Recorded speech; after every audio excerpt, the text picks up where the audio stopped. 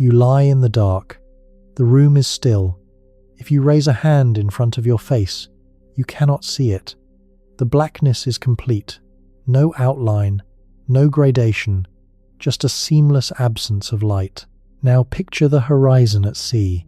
That thin line where the sky meets the water looks like an edge, a boundary, a place where the world stops and something else begins, or nothing does. But you know, even as you look at it, that the edge is not real. Walk toward it, sail toward it. It recedes without resistance, and it never once puts up a wall. The horizon is not a feature of the ocean, it is a feature of your eyes, and the curve of the earth, and the height at which you happen to be standing. The universe has a horizon like this. The observable universe is a bubble of visibility 93 billion light-years across. Beyond that sphere, there is more. The full universe is at least 10 to the 23 times larger than the part we can see, a factor of 100 billion trillion, and it may well be infinite. The accelerating expansion of space means that most of it will remain hidden from us permanently. Not hidden because our telescopes are weak. Hidden because the geometry of space-time forbids the light from ever arriving. The limit you have been told about the so-called edge of the cosmos is no more a boundary than the line where the ocean meets the sky. Hello, and welcome to Penumbra. Tonight we are going to spend some time at that edge. What it is, why it is not what it appears to be, and what the physics says is waiting on the other side of it. If you find this kind of slow exploration useful for sleep or winding down, a like or a subscribe genuinely helps. And I am curious where you are listening from. Drop your location and the time in the comments. The question underneath everything tonight is this: what does it mean for a limit to be an illusion? Not a mistake, not an error of measurement, but a real limit that is nonetheless not a wall. By the end, the 93 billion light-year figure you have heard so often will mean something different than it does right now. Let us begin where the modern picture began, with a man at a telescope, on a mountain above a city, looking at a smudge of light that everyone else had already explained. It is 1923. Edwin Hubble sits at the eyepiece of the 100-inch Hooker telescope on Mount Wilson, above the lights of Los Angeles. The instrument is the largest in the world. He is photographing the Andromeda Nebula, a faint spiral that to most astronomers of the time is simply a swirl of glowing gas somewhere inside the Milky Way. That was not a fringe view. It was the majority position, argued forcefully by Harlow Shapley, one of the most respected astronomers alive.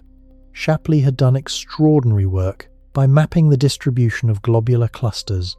He had shown that the Sun sits nowhere near the center of the galaxy, a genuinely disorienting result, and one he had been right about. But Shapley believed the Milky Way was the entire universe. Vast, yes. Finite, yes. But everything, the spiral nebulae, in his picture, were nearby clouds of gas, perhaps solar systems in the act of forming. A minority disagreed. Heber Curtis argued that the spirals were separate galaxies, island universes, he called them, borrowing a phrase from Immanuel Kant, lying at enormous distances. In 1920, Shapley and Curtis had faced each other directly in what came to be known as the Great Debate at the Smithsonian in Washington. Neither man won. The evidence was too thin. Both were partly right and partly wrong, and the astronomical community went home unconvinced in both directions. What settled it was a single star. On Hubble's photographic plate, in the outer regions of Andromeda, there is a star that changes. It brightens, then dims, then brightens again, on a schedule. It is a Cepheid variable, and Cepheid variables have a property that Henrietta Swan Leavitt had discovered at Harvard a decade earlier, working as one of the women employed to measure photographic plates by hand for a fraction of an astronomer's wage. Leavitt found that the period of a Cepheid's pulsation is tied to its true brightness. A Cepheid that takes longer to complete its cycle is intrinsically more luminous. Measure the period, and you know how bright the star really is. Compare that to how bright it looks, and the difference gives you the distance. Hubble measures the period. He calculates the true luminosity. He compares it to the faintness of the star on his plate, and he arrives at a number. Andromeda lies nearly 1 million light-years away. The figure was later revised upward. The modern value is about 2.5 million light-years, but even the first estimate was catastrophic for Shapley's picture. It placed Andromeda far outside any plausible boundary of the Milky Way. It was not a cloud in our galaxy. It was another galaxy, comparable to our own, full of its own stars. Hubble wrote to Shapley with a result. Shapley read the letter in his office at Harvard in front of a graduate student named Cecilia Payne and reportedly said, "Here is the letter that destroyed my universe." In a single exposure, the cosmos grew. The Milky Way was not all there is. It was one galaxy among others, a single city in a landscape that no one had properly imagined. We now know the scale of that landscape with reasonable precision. The observable universe contains somewhere in the region of 2 trillion galaxies, each one a swarm of stars and gas and dark matter, scattered through a sphere that extends 46.5 billion light-years in every direction from where you are lying. That distance is called the particle horizon. It is the maximum distance from which light has had time to reach us since the beginning, 13.8 billion years ago. And here is the first thing that needs to be said clearly, because almost everything else tonight follows from it. The particle horizon is a sphere centered on the observer, on you, on the telescope, on the planet. Move 100 light-years to the left, and the sphere moves with you. Everyone who has ever existed, anywhere in the universe, sits at the center of their own observable bubble. This is not because we are special. It is because the horizon is defined entirely by 2 things: the finite speed of light and the finite age of the cosmos, and both of those are properties of the observer's situation, not properties of a place. It is not a wall, it is a waiting room. The distinction matters more than it might sound. When we say that the observable universe is 93 billion light-years across, we are not describing a physical edge. We are describing the boundary of our information. Light from anything beyond that sphere has simply not had enough time to cross the expanding space between its source and our instruments. It is not blocked.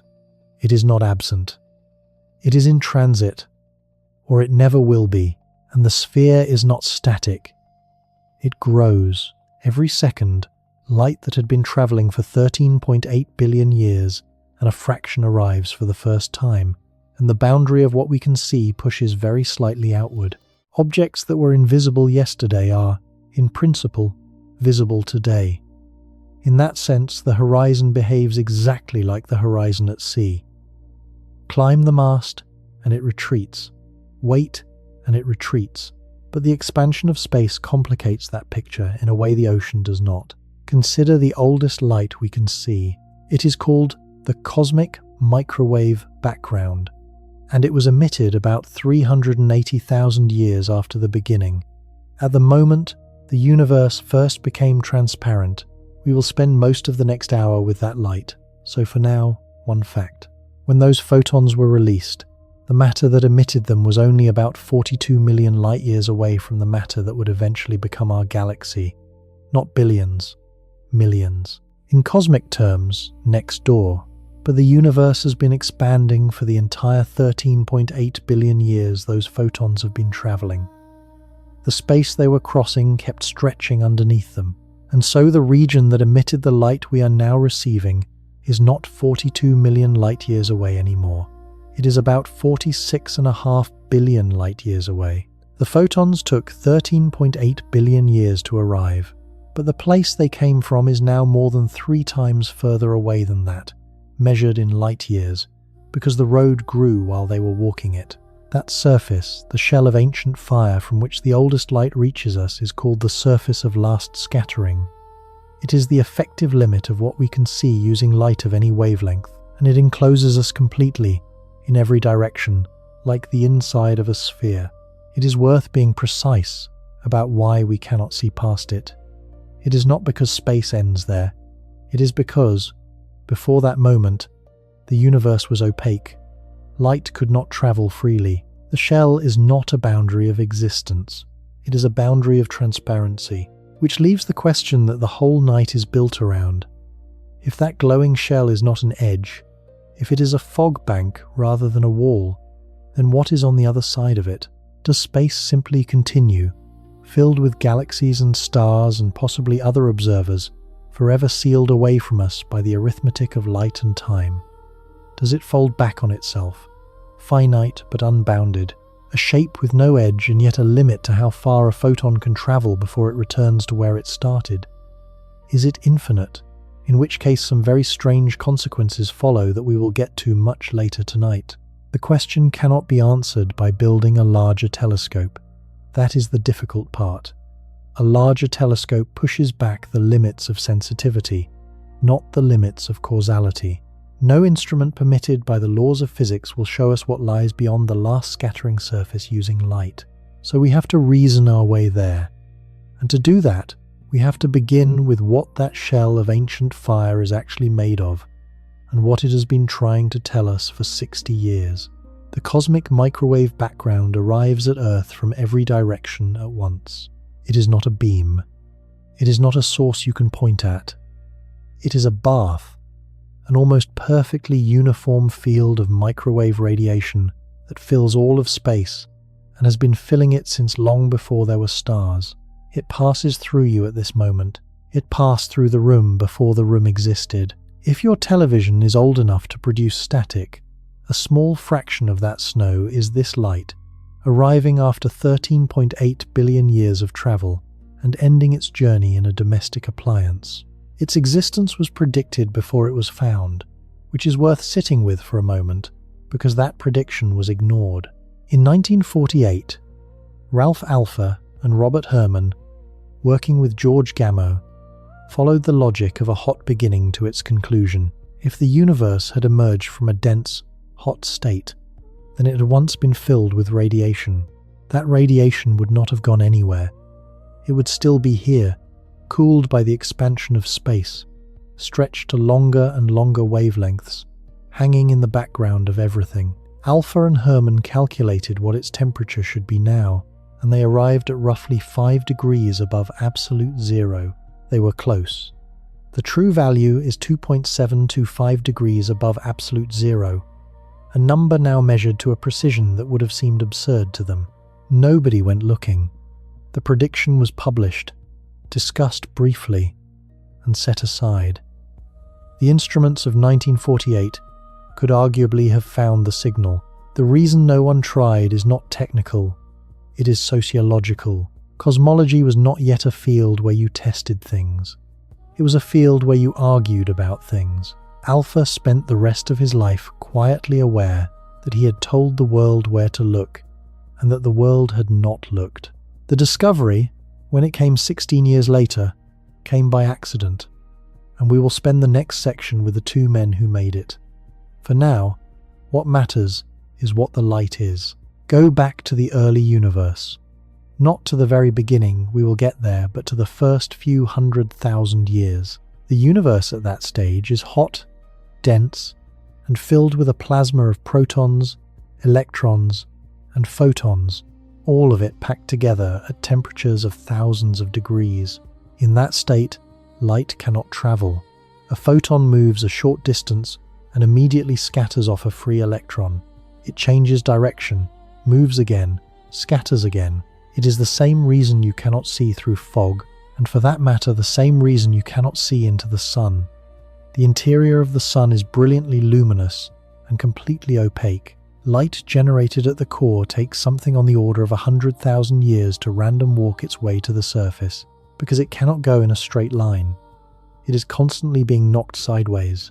The early universe was a fog of exactly this kind, bright, dense, and impenetrable. Then it expanded. An expansion cools things, and at about 380,000 years, the temperature dropped to roughly 3,000 degrees, cool enough that a proton could finally capture an electron and hold onto it. Neutral hydrogen formed. The free electrons vanished into atoms, and suddenly there was nothing left to scatter off. The fog lifted. In a period that was cosmically brief, the universe went from opaque to transparent, and the photons that had been trapped in that plasma began to travel freely. They have been traveling ever since. Almost none of them have hit anything. The moment is called recombination, which is a poor name because the particles had never been combined before. Physics is full of names like this, inherited from a moment of confusion and never corrected. The light released at recombination was not microwave light. It was the glow of a 3,000-degree fire, visible orange, the color of a dying ember. What we detect now is that same light, stretched by the expansion of space by a factor of about 1100, until its wavelength has grown from the visible into the microwave, and its temperature has fallen from 3,000 degrees to 2.725 degrees above absolute zero. The universe is not dark because there is no light in it. It is dark because the light has been stretched out of our vision. The precision with which we know that temperature is one of the more remarkable achievements in observational physics, and it was made by an instrument called the Far Infrared Absolute Spectrophotometer aboard the Cosmic Background Explorer satellite in 1990.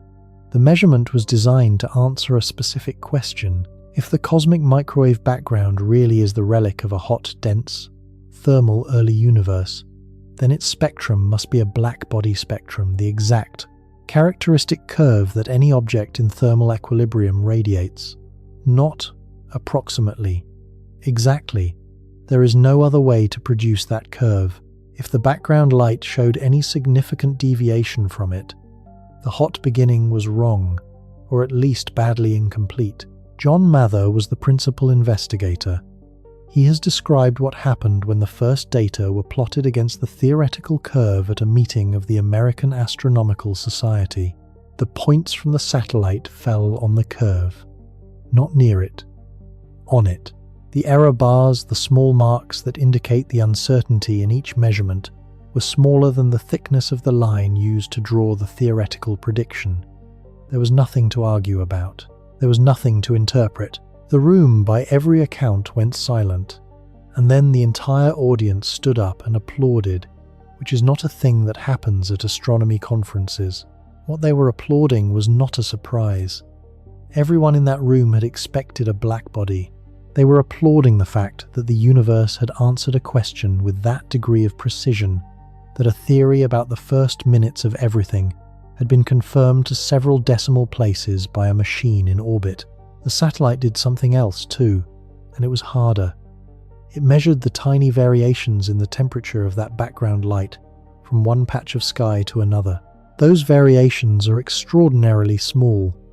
The cosmic microwave background is uniform to about 1 part in 100,000. If you mapped the temperature of the sky and represented the hot spots and the cold spots as hills and valleys, the entire landscape would be flatter than a billiard ball. To find that structure, the satellite had to distinguish differences of a few millionths of a degree from orbit, in the presence of the Earth, the Sun, and the entire glowing disk of the Milky Way sitting in the way. It found them. And those faint variations are the most important structure in the sky, because they are the seeds. Every galaxy that exists, every star, every planet, the carbon in your blood and the iron in it grew from those fluctuations. Slightly denser patches in the early universe pulled in more matter through gravity. That made them denser still, which made them pull harder. Over hundreds of millions of years, that runaway process turned a nearly smooth cosmos into a lumpy one, and the lumps became galaxies. The map of the microwave sky is a photograph of the initial conditions of everything that has happened since. 2 later missions refined that photograph enormously. In 2001, a satellite called the Wilkinson Microwave Anisotropy Probe began a 9-year survey, producing a full sky map at far higher resolution than the Cosmic Background Explorer had managed. It was named for David Wilkinson, one of the Princeton physicists who appears in the next section, and who had spent his career on this radiation. He died before the mission was complete. Then, in 2009, the European Space Agency launched the Planck satellite, which took up a position roughly 1.5 million kilometers from Earth, and spent 4 years measuring the microwave sky with a sensitivity that exceeded the probe by a wide margin.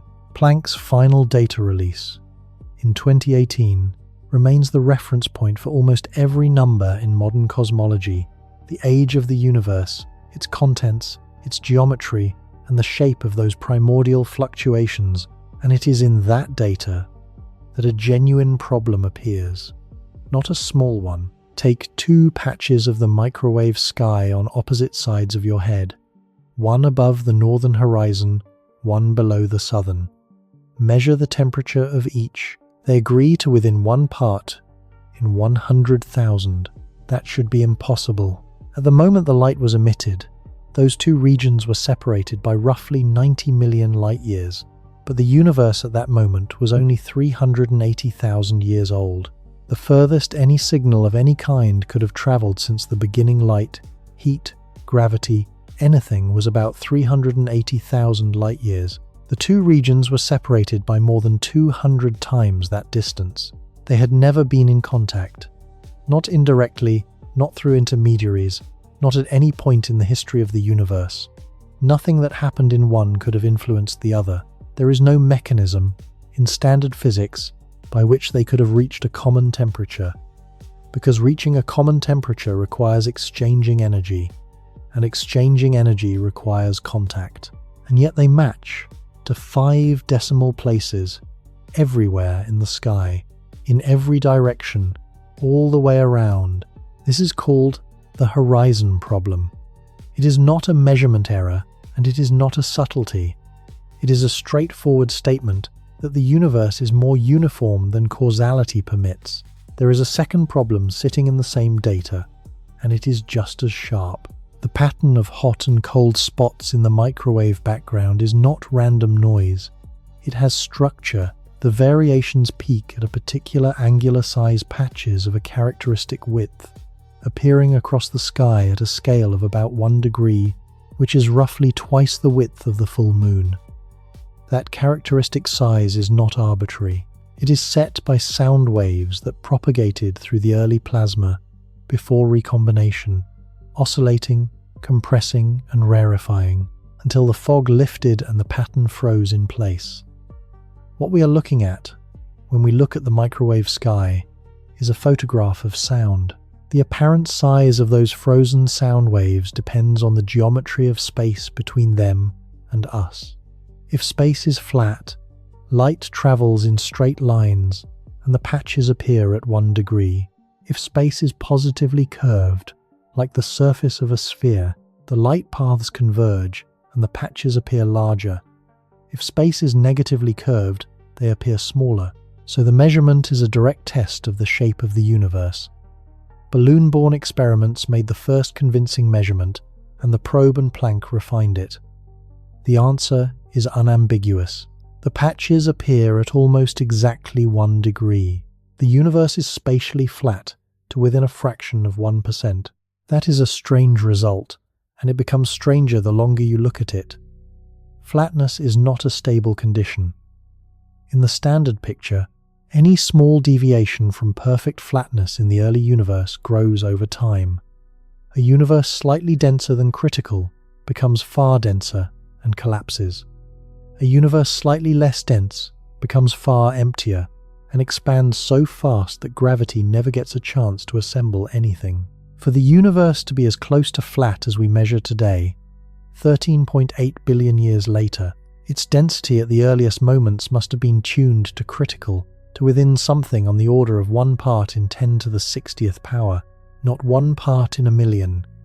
1 part in a 1 followed by 60 zeros. The standard model of the hot beginning offers no explanation for this. It simply requires it as an initial condition. It says, the universe started that way. There is a third problem, less famous, and it comes from particle physics rather than astronomy. The grand unified theories developed in the 1970s predict that the early universe, as it cooled through certain phase transitions, should have produced enormous numbers of magnetic monopoles, heavy, stable particles carrying a single magnetic charge, north without south. They should be everywhere, They should be a significant fraction of the mass of the cosmos. None have ever been found. Not one. So the microwave sky hands us three facts that do not fit. The universe is too uniform. It is too flat. And it is too clean, swept free of the debris that the physics of the early universe says it should be littered with. Three separate problems in three separate branches of physics. None of them obviously connected to the others. They have one solution. And the man who found it was not looking for it. Before we go to the man who solved those three problems, we have to go back and meet the people who found the light in the first place. Because the discovery that anchors all of modern cosmology was, for several months, treated as a fault in the equipment. On Crawford Hill, in Holmdel, New Jersey, there stood a horn antenna. It was a strange object, an aluminium funnel, about 15 meters long, square-mouthed, tilted upward at the sky, mounted so that it could be swung to point in different directions. It looked less like a telescope than like a piece of ventilation from an enormous building. Bell Laboratories had built it for satellite communication. In the late 1950s and early 60s, the company was working on bouncing radio signals off Echo, a satellite that was, essentially, a giant reflective balloon in orbit, and later off Telstar. The signals coming back from these experiments were extraordinarily faint, and so the antenna had been designed with an obsessive attention to noise. Every source of stray warmth, every imperfect joint, every leak of heat from the receiver itself, had been engineered down as far as the technology of the era allowed. By 1964, the satellite work had wound down, and the instrument was available. Two radio astronomers took it over. Arno Penzias had been born in Munich in 1933. He was 6 years old when his parents put him and his younger brother on a train to England as part of the Kindertransport. The family was reunited and eventually reached New York, and Penzias grew up there and went on to Columbia. Robert Wilson had grown up in Texas, the son of a man who worked in the oil fields, and had come to Bell Labs from Caltech. Neither man was a cosmologist. That detail matters more than it sounds, and we will come back to it. They wanted to use the horn to measure the faint radio emission from the halo of the Milky Way, the thin, hot gas and high-energy electrons that surround the disk of the galaxy. It was careful, unglamorous work, and it required something that sounds simple and is not. Before you can measure a faint signal from the sky, you must know exactly how much noise your own instrument is producing. Otherwise, you cannot tell what came from the galaxy and what came from your own amplifier. So they pointed the antenna at a patch of sky where nothing was known to be, expecting a flat, quiet baseline against which everything else could be calibrated. They did not get one. What they got was a hiss, a steady, faint, uniform microwave signal, equivalent to a temperature of about 3.5 degrees above absolute zero. It was small. It was also completely inexplicable, because after every known source of noise had been accounted for, it should not have been there at all, and it would not go away. It did not vary with the time of day, which ruled out the sun. It did not vary with the season, which ruled out anything associated with the Earth's position in its orbit. It did not change when they pointed the antenna at different parts of the sky, which ruled out any particular astronomical object. It came from everywhere, equally, all the time. They assumed, reasonably, that the fault was theirs. They went through the receiver chain component by component. They checked the amplifiers. They looked for loose connections and imperfect seals. They cooled parts of the system with liquid helium to reduce thermal noise, and measured again. They took the instrument apart and put it back together, and then they found the pigeons. A pair of them had been roosting inside the horn. Pigeons produce, as Penzias later put it with some delicacy in the technical literature, a white dielectric material. In plain terms, the inside of the antenna was covered in droppings, and a coating like that, warmed by the sun, could in principle radiate a faint microwave signal of its own. It was, briefly, a great relief. Here at last was a mundane explanation. They trapped the pigeons and shipped them to another Bell Labs site, some distance away. The pigeons came back, because pigeons are extremely good at that. They were removed again, more permanently, by a method Penzias declined to describe in detail, and later admitted he did not feel good about. The two men climbed inside the horn and scrubbed it out. They ran the measurement again. The hiss was unchanged, to within the precision of their instrument. Not 1 degree of it had come from the birds. They were now out of explanations. They had a signal that filled the entire sky, that came from no source they could identify, that was too warm to be nothing and too cold to be anything they knew about, and they had spent the better part of a year failing to make it disappear. 50 kilometers away, at Princeton, a group of physicists was building an antenna specifically to look for it. Robert Dicke was the central figure there. He had spent the war working on radar at the radiation laboratory, and he had an instinct for precision measurement that was close to unmatched. He had invented, among other things, a type of microwave receiver that is still called a Dicke radiometer. In the early 60s, he had become interested in the idea of a cyclic universe, one that expanded and collapsed repeatedly, and he had reasoned that each cycle would have to be preceded by a hot, dense phase capable of destroying the debris of the previous one. A hot phase leaves radiation behind. Dicke understood that immediately, and he set out to look for it. He had a young theorist in his group named Jim Peebles, who worked out what the temperature of that relic radiation ought to be now. Peebles arrived at a figure of around 10 degrees above absolute zero, the right order of magnitude, and derived independently because none of them were aware of the calculation Alpha and Herman had published 16 years earlier.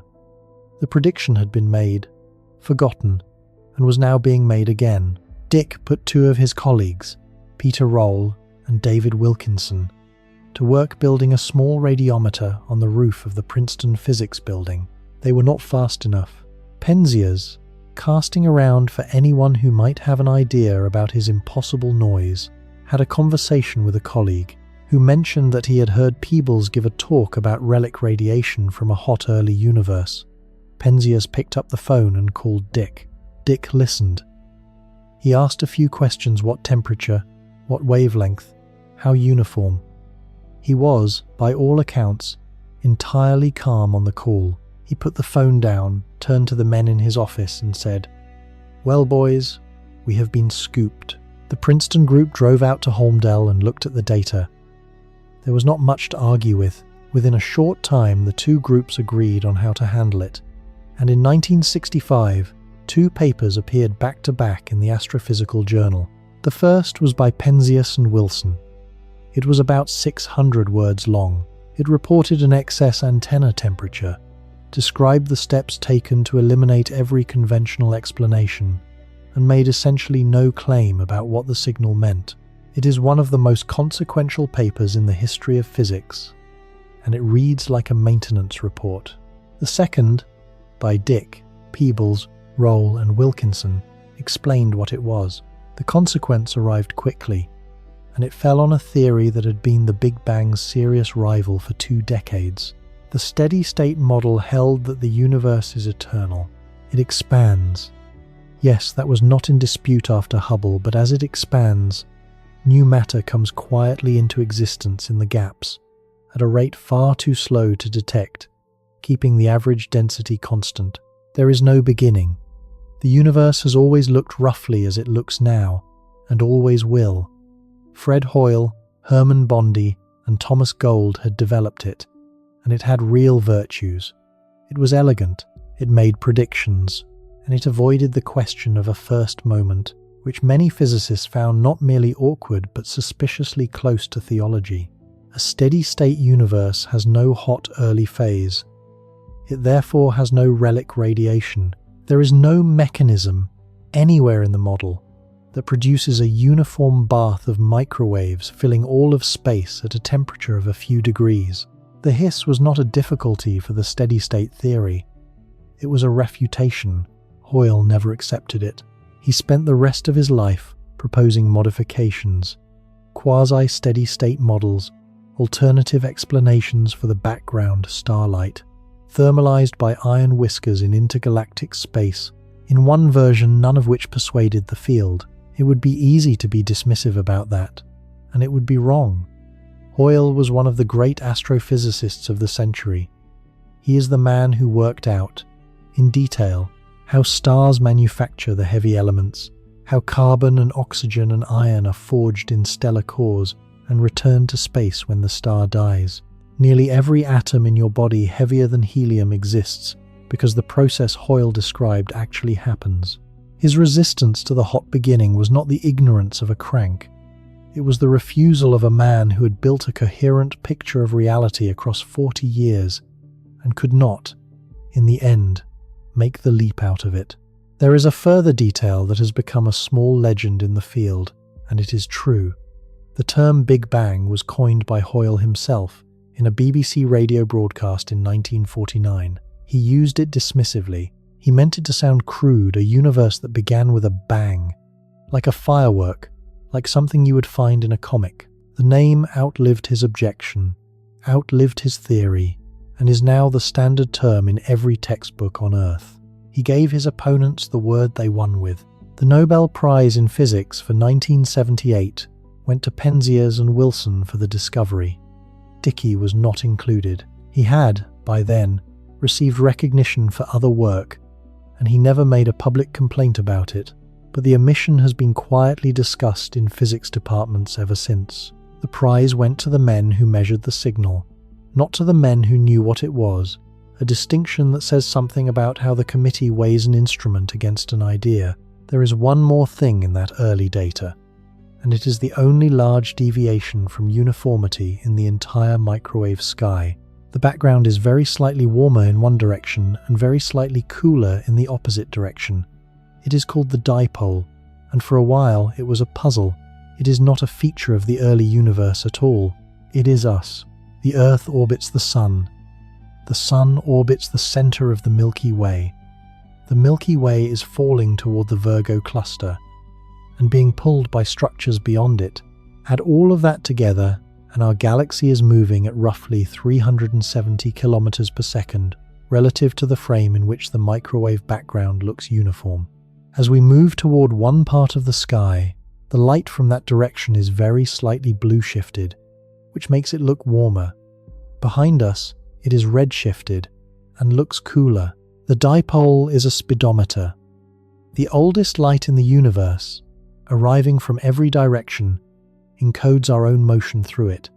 You can subtract the Earth's orbit and the Sun's orbit, and what remains is the velocity of the entire galaxy through the cosmos, something we would otherwise have almost no way to measure at all. And here is what I keep returning to about this whole story. The signal that confirmed the universe had a beginning, the light that has become the foundation of every cosmological measurement since, was found by two men who were not looking for it, who did not know it existed, and who spent the better part of a year trying to eliminate it. The universe does not label its signals. It does not distinguish, on arrival, between the meaningful and the noise. It presents both in the same way, at the same time, in the same instrument. Everything depends on someone deciding that a hiss that will not go away is worth taking seriously.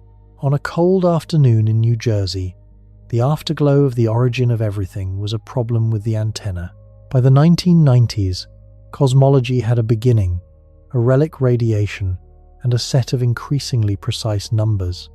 What it did not have was an ending. The question seemed straightforward, and it had a straightforward logic behind it. The universe is expanding.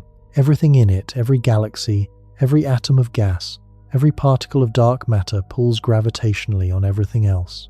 Gravity is always attractive. It always pulls inward. So the expansion must be slowing down. The only real question was by how much, and that number determined everything.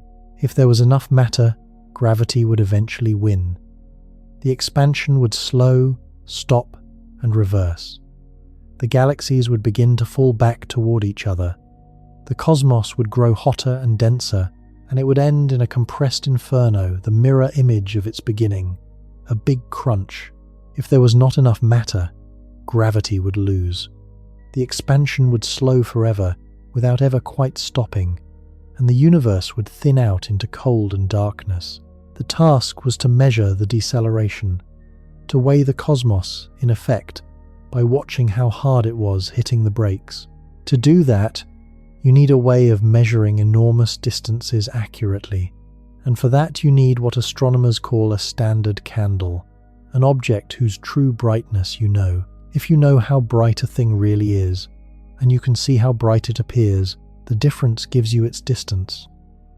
Cepheid variables work beautifully for this, as Leavitt and Hubble had shown. But they are stars, and a single star fades below detection long before you get out to the distances where the deceleration of the universe would be visible. You need something far brighter. You need something that briefly outshines an entire galaxy. A Type 1, a supernova, is what happens when a white dwarf goes too far. A white dwarf is the exposed core of a dead star, a sphere roughly the size of the Earth containing something close to the mass of the Sun, held up not by heat, but by the sheer refusal of electrons to be packed any closer together. Left alone, it simply cools for eternity. But if it has a companion star, and if it is close enough, it can steal material from that companion, gaining mass slowly over millions of years. There is a limit to how much it can take. At about 1.4 times the mass of the Sun, a threshold calculated by Subramanian Chandrasekhar in 1930 on a boat. At the age of 19, the electrons can no longer hold the star up. Carbon fusion ignites across the entire object in a matter of seconds, and the white dwarf does not collapse. It detonates. There is nothing left afterwards.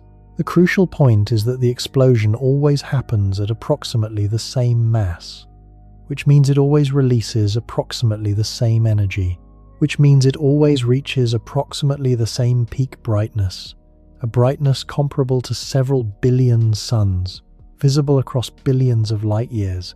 They are not perfectly identical. But in the 1990s, a young Chilean astronomer named Mario Hamui and his collaborators, and separately Mark Phillips, established something extremely useful. The small variations in peak brightness are correlated with how quickly the supernova fades. Brighter ones fade more slowly. Measure the shape of the light curve, the rise and the decline over several weeks, and you can correct for the difference and recover the true luminosity to within a few percent. That is what turned these explosions from interesting objects into a ruler. Two teams set out to use it, and they did not like each other. The Supernova Cosmology Project was led by Saul Perlmutter at the Lawrence Berkeley National Laboratory in California.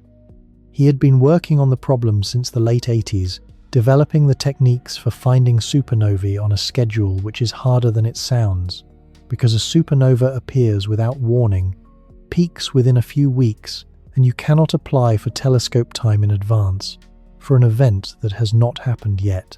Perlmutter's group worked out how to guarantee discoveries by imaging huge numbers of galaxies just after a new moon, then imaging them again 3 weeks later and subtracting the images.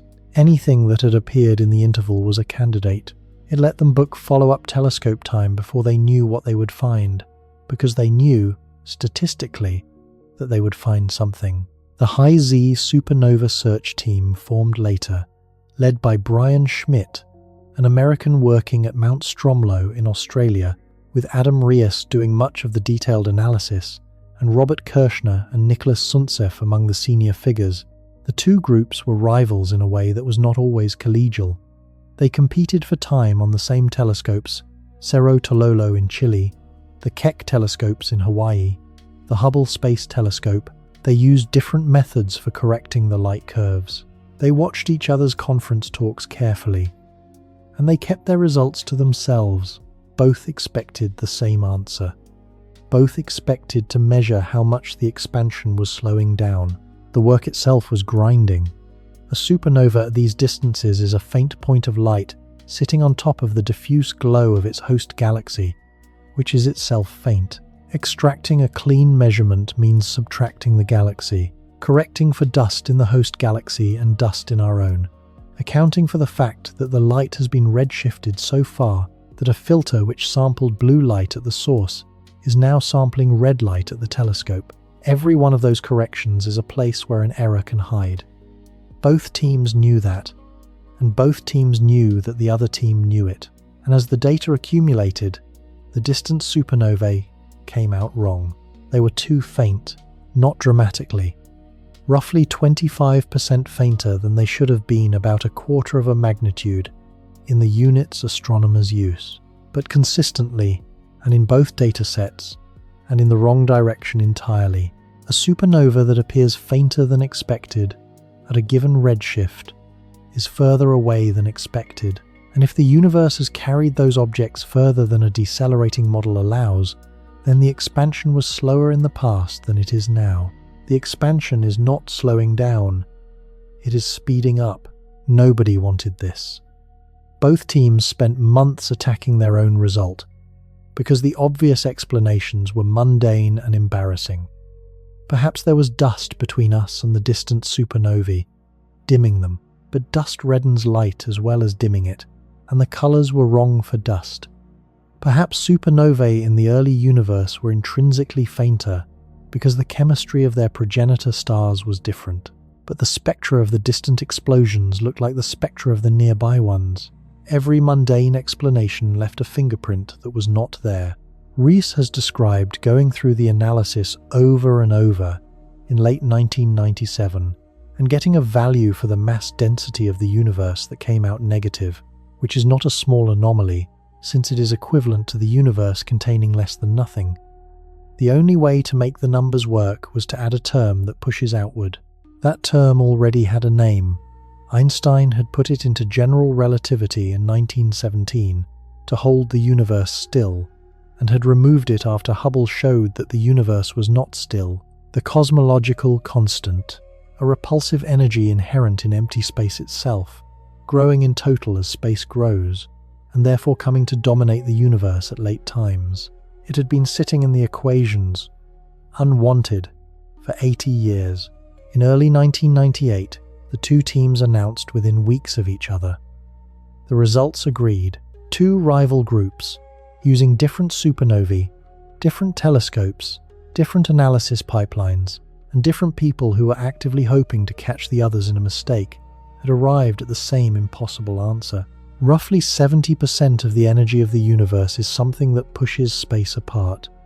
About 25% is dark matter. Everything else, every star, every planet, every atom of every element, everything we have ever seen or touched or built an instrument out of, is the remaining 5. We called the 70% dark energy, which is a name that does very little work. It tells you where it is, and that we cannot see it. It does not tell you what it is, and 30 years later, we still cannot say. The 25% deserves a word too, because I have been using the phrase dark matter all night without earning it, and it is not a speculative ingredient. It is the best evidence substance in the universe that nobody has ever detected directly. Fritz Zwicky noticed the problem in 1933. He was a Bulgarian-born Swiss astronomer working at Caltech. Abrasive to the point of legend, he referred to colleagues he disliked as spherical bastards, on the grounds that they were bastards, whichever way you looked at them. And he was right about a remarkable number of things. Decades before anyone would listen, he measured the velocities of galaxies in the Coma cluster and found they were moving far too fast. The visible mass of the cluster could not possibly hold them. At those speeds, the galaxies should have flown apart long ago. He concluded there must be unseen mass holding it together, and he called it Dunkel Materie, dark matter. The field ignored him for 40 years.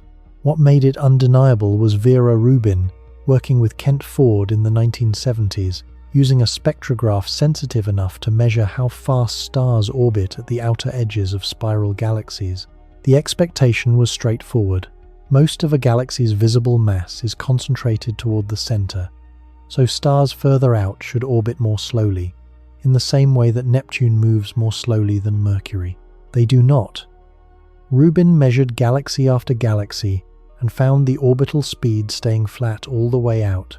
Stars at the edge moving as fast as stars well inside, which is only possible if there is a great deal of mass out there that emits no light at all. She did not oversell it. She published the rotation curves and let them argue. and it took the field the better part of a decade to accept what they were showing. She never received a Nobel Prize, which is one of the more conspicuous omissions in the history of the award, and she died in 2016 with a substance she found still unidentified. The evidence has since arrived from every direction at once, from the way galaxy clusters bend the light of objects behind them, from the acoustic peaks of the microwave background, from the collision of the bullet cluster, where the visible gas of two colliding clusters was slowed by the impact, while the gravitational mass sailed straight through. Every independent method returns the same figure. There is roughly 5 times more of it than there is of everything we can see. And after 50 years of increasingly sensitive detectors buried in mines and under mountains, no experiment has ever caught a single particle of it. There is one more crack in the standard picture, and it has widened rather than closed. We have 2 ways of measuring how fast the universe is expanding today. The first works forward from the early universe. Take Planck's map of the microwave background, apply the standard model, and calculate what the expansion rate must be now. That gives about 67 kilometers per second per megaparsec. The second works directly from the local universe. Measure the distances to nearby galaxies using Cepheid variables, calibrate Type 1 A supernovae against them, and measure the recession speeds. Adam Riess has led this effort for 2 decades, and it gives about 73. Those 2 numbers do not agree, and the disagreement is far larger than the uncertainties in either measurement. For years, the assumption was that one of the 2 contained an unrecognized systematic error, and an enormous amount of effort has gone into finding it.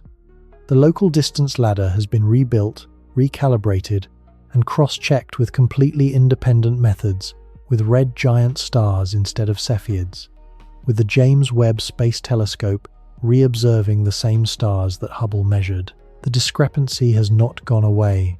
It has become more statistically significant, not less. It is called the Hubble tension, and it is the most serious unresolved problem in observational cosmology.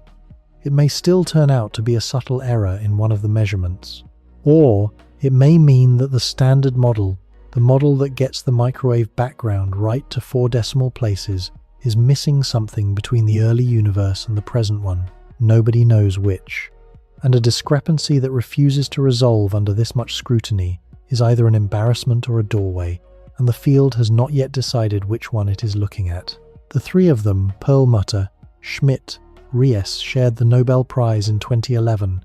Riess was 41, Schmidt was 44. They had been young men when the data came in, and they had spent the intervening years watching a result they did not believe become the foundation of the standard model of cosmology. But the discovery did something more than rearrange the energy budget. It changed what the horizon is. Everything in the first section of tonight described a horizon that grows. Light from further and further away keeps arriving. The sphere of the visible keeps widening. Wait long enough and you see more. That is true of a universe whose expansion is slowing or steady. In an accelerating universe, a second horizon appears, and it does not behave that way at all. If the expansion is accelerating, then the space between us and a sufficiently distant galaxy is growing faster than light can cross it, and getting faster still. Light that galaxy emits toward us today has to swim upstream against a current that is strengthening. Beyond a certain distance, it loses. The photons are not stopped, and they are not absorbed. They simply never arrive, because the road between us lengthens faster than they can travel it. That boundary is the cosmological event horizon, and it is not a waiting room. It is permanent. Objects that cross it are not slow to arrive. They are gone, and the horizon is closing in. As the expansion accelerates, the distance at which light can still reach us shrinks in co-moving terms. Galaxies that we can see tonight, real galaxies, whose light is arriving right now, whose photographs are in the archives, will cross that boundary in the deep future. Their light will stretch to longer and longer wavelengths, dim and redden and fade, and then it will stop coming, not because they have been destroyed, because the universe has carried them out of contact. In roughly 2 trillion years, everything outside our own gravitationally bound neighborhood will have gone. The local group, the Milky Way, Andromeda, and a few dozen smaller galaxies, all held together by gravity and immune to the expansion, will by then have merged into a single elliptical galaxy. Around it, in every direction, there will be nothing. No other galaxies, no cosmic microwave background, because that light will have been redshifted so far that no instrument can detect it. No visible expansion, because there will be nothing left outside the merged galaxy whose recession could be measured. An astronomer alive at that time, with perfect instruments and complete freedom to build any telescope she likes, will look out and see one island of stars in an empty, static void. She will conclude, correctly according to every observation available to her, that the universe consists of one galaxy, that it is not expanding, and that it has no beginning. Every piece of evidence for the hot early universe will have been erased, not destroyed, not hidden, simply carried beyond reach by the same expansion it once revealed. She will be wrong, and there will be no possible experiment she can perform to discover it. This is not speculation. It was worked out in detail by Lawrence Krauss and Robert Scherer, and separately by Abraham Loeb in the 2000s, and it follows directly from physics we have already tested. We are living in the readable era. The cosmic microwave background is still detectable. Other galaxies are still visible. The expansion is still measurable. All three of those facts have expiry dates, and the window in which a civilization could arise and reconstruct the history of the universe from evidence is a narrow one, narrow in cosmic terms, and we are inside it. There is no lesson in that. It is simply the situation, and it leaves the harder question standing where it was. We know the expansion is accelerating. We have measured the number that governs it, and it is one of the strangest numbers in physics because quantum field theory, when asked to predict the energy of empty space, returns a value about 10 to the 120th power times too large. It is the worst quantitative prediction ever made by a successful theory, and nobody has fixed it. Why is the energy of the vacuum so absurdly small, and yet not zero? Why is it just large enough to begin dominating now, rather than long before galaxies could form, or long after the stars had died? Hold those questions.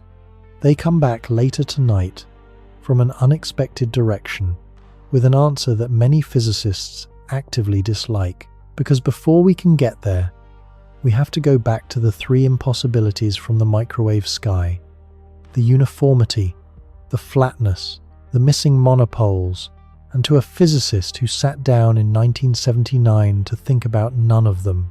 In the autumn of 1979, Alan Guth was 32 years old and running out of time.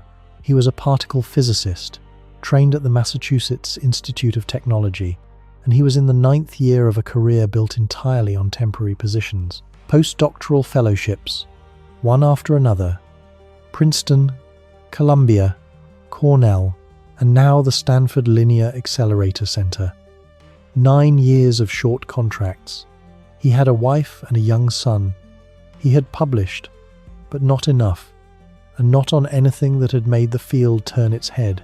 In academic physics, a person in that position is approaching the end of the runway. He was not thinking about the horizon problem.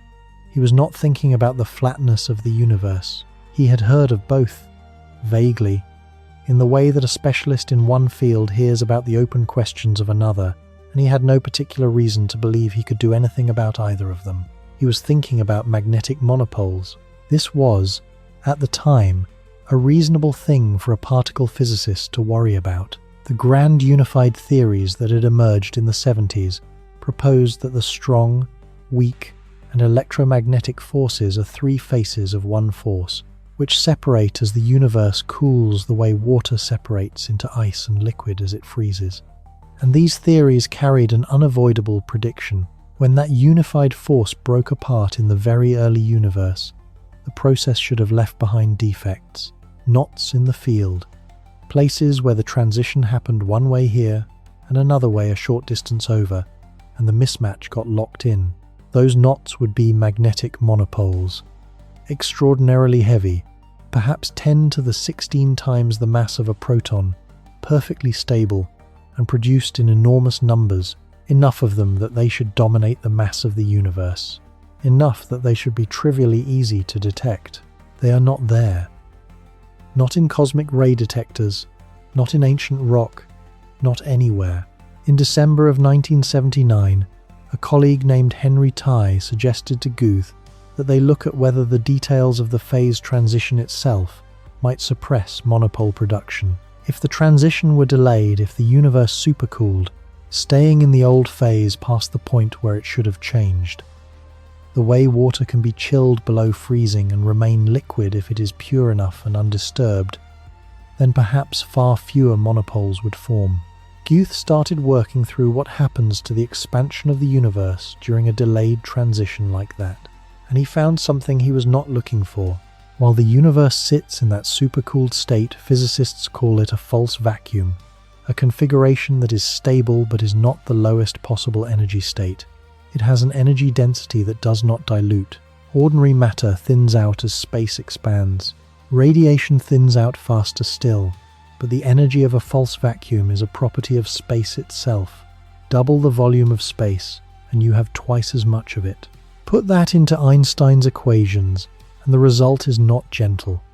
A constant energy density that does not dilute produces exponential expansion. Space does not merely grow, it doubles, then doubles again.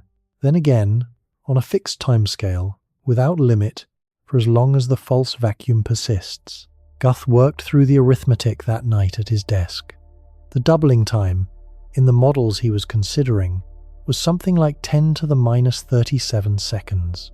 In a period so short that the word instant is far too slow, a small fraction of a trillionth of a trillionth of a trillionth of a second space would double 60 times, or 80 times, or 100. A region smaller than a proton would be blown up to something the size of a grapefruit, or larger, and then he saw what that would do. Take any region of space, however lumpy, however curved, however cluttered with monopoles, and stretch it by a factor of 10 to the 26. The lumps are smoothed flat. The curvature is stretched until it is undetectable, in exactly the way that the surface of the Earth looks flat when you are standing on it. Not because it is flat, but because you are looking at a small enough patch of something enormous, and the monopoles, however many there were, are separated by such vast distances that there is, on average, less than one of them anywhere in the entire observable universe.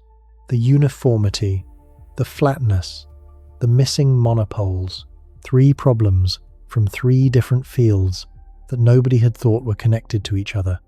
One mechanism solves all 3 at once, and it solves them not as a fix but as a side effect. It was not designed to solve them. It could not help solving them. Guth wrote in his notebook that night and boxed it in a double line. Spectacular realization. The next morning he did something out of character.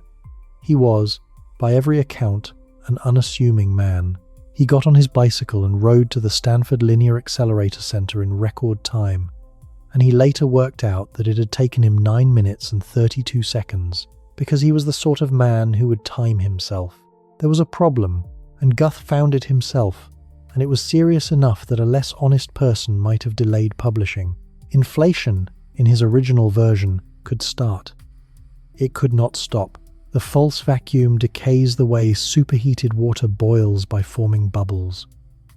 Somewhere in the false vacuum, quantum tunneling allows a small region to drop into the true, lower energy state.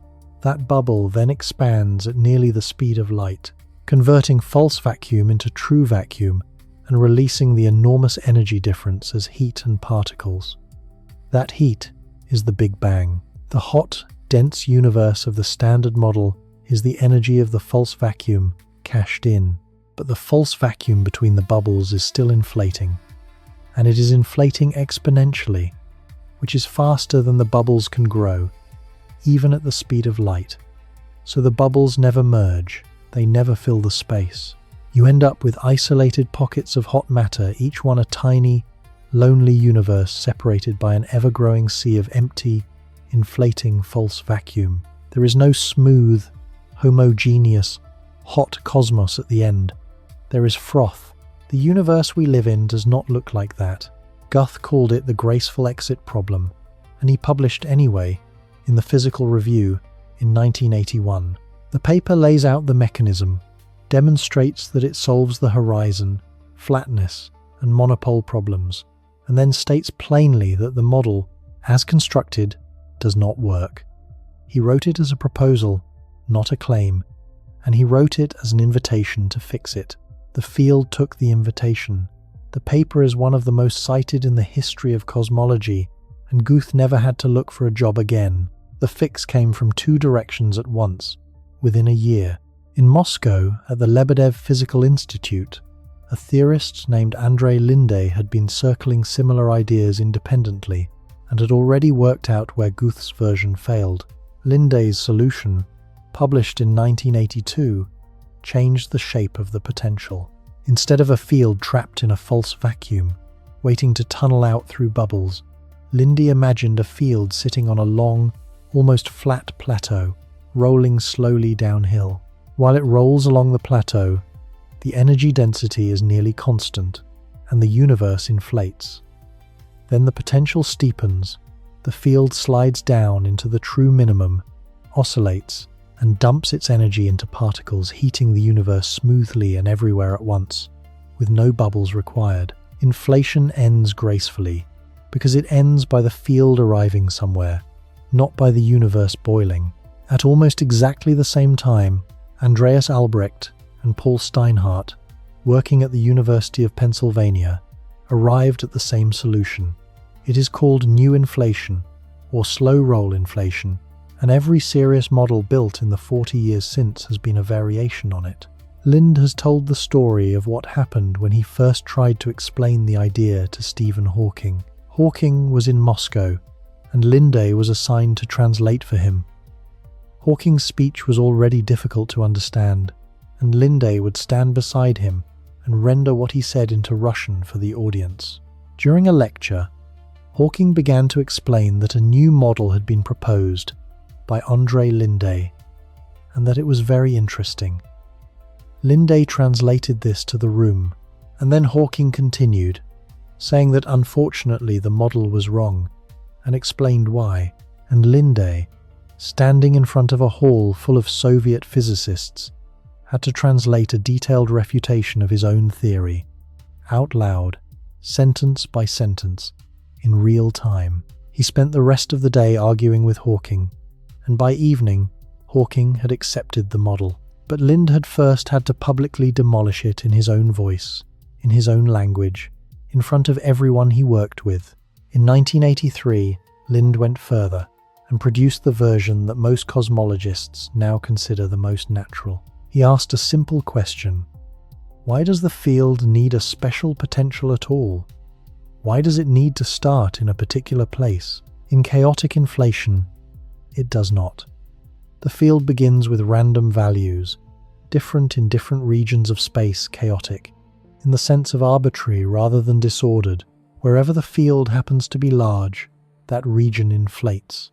Wherever it is small, that region does not, and it stays small and unimportant, because the regions that inflate grow by unimaginable factors and immediately dominate the volume of everything. There is no fine-tuning. There is no special initial state. Inflation does not need to be arranged. It happens wherever the conditions allow, and the places where it happens become almost everything there is. We should also be clear that Guth was not, strictly, first. Alexei Starobinsky, working in Moscow at the Landau Institute, published models in 1979 and 1980, in which quantum corrections to gravity itself produced a period of exponential expansion in the early universe.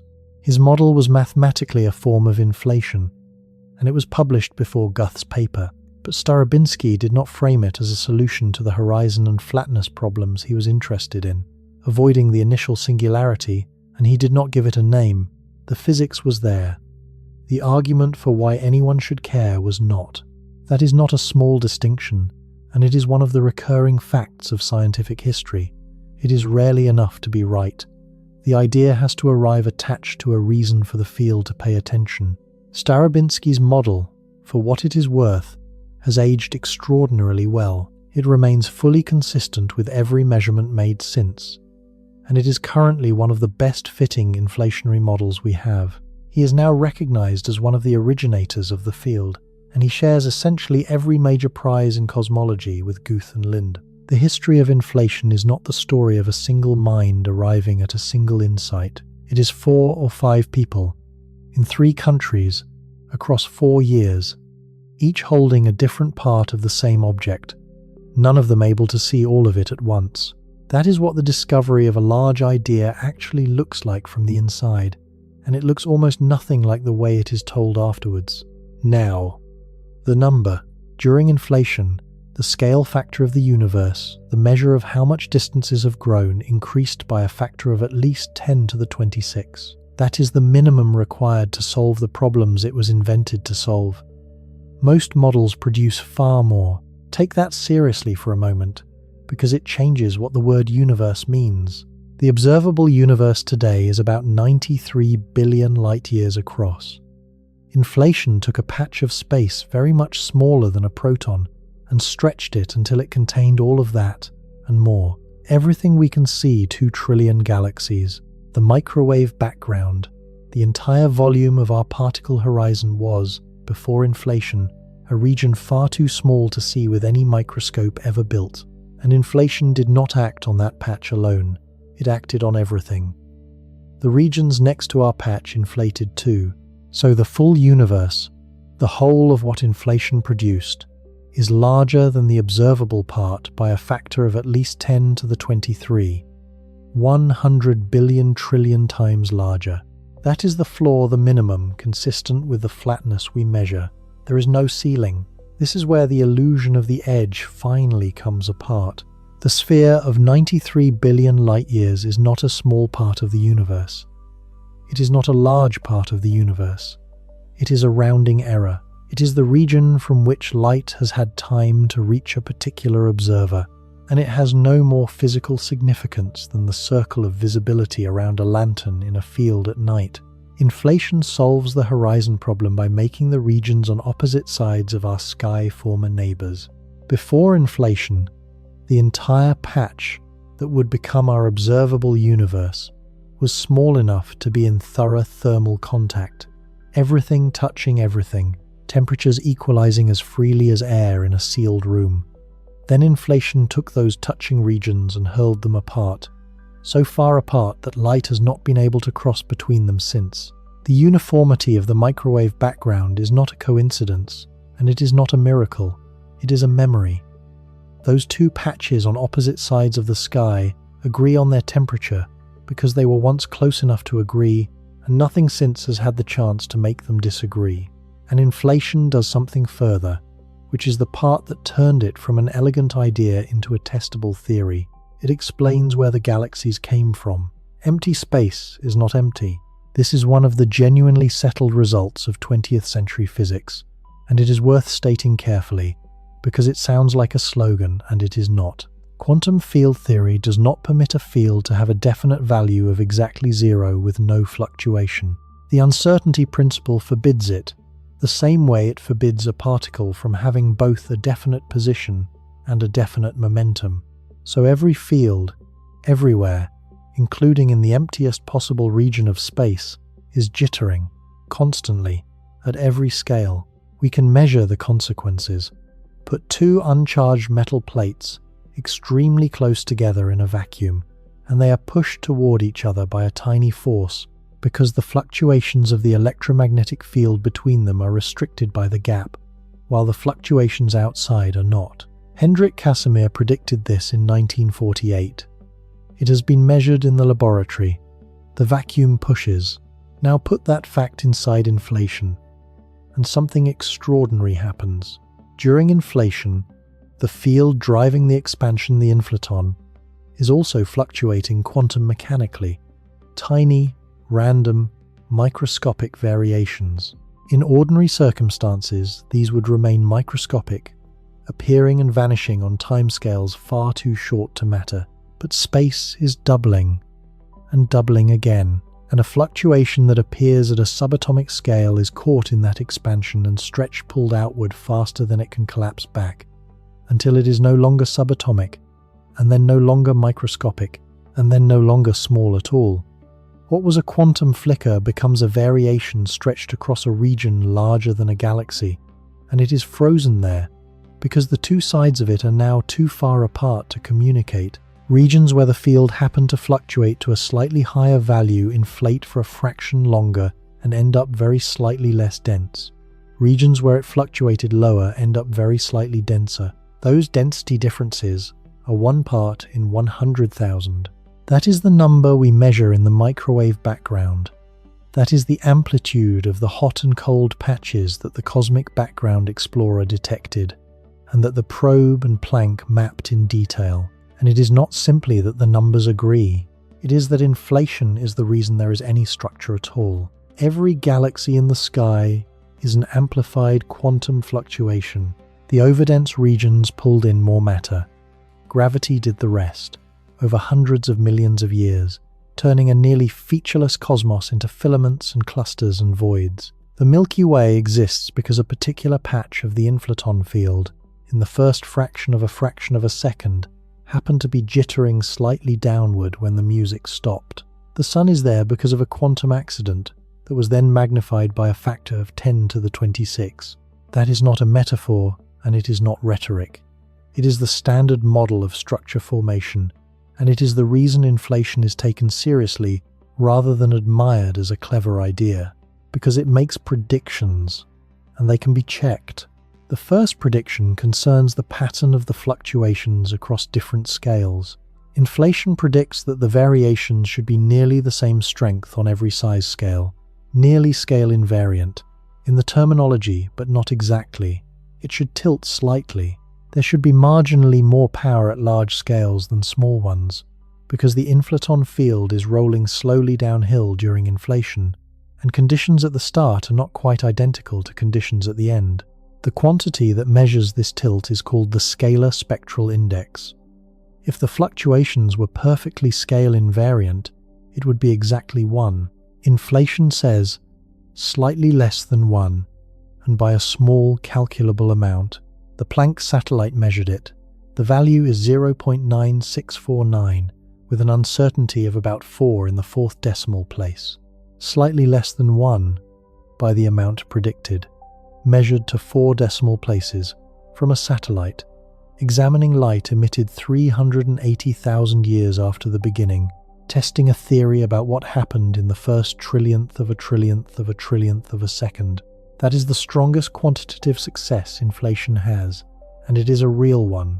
There is a third prediction, less discussed, and it is the one that could have killed the theory outright.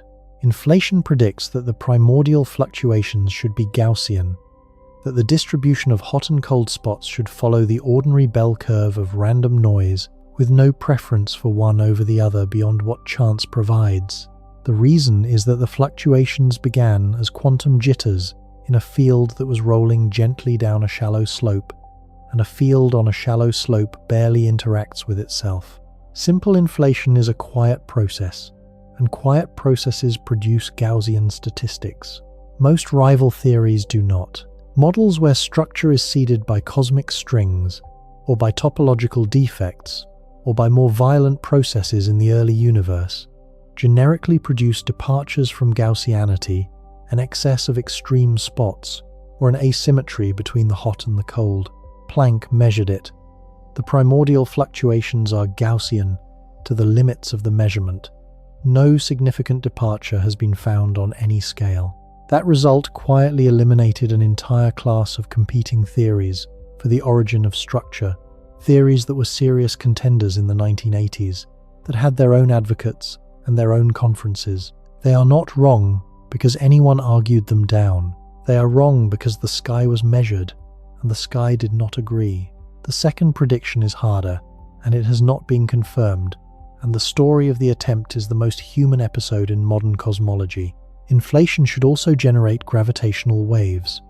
Not from colliding black holes, those are the ones we detect now, and they are a different thing entirely.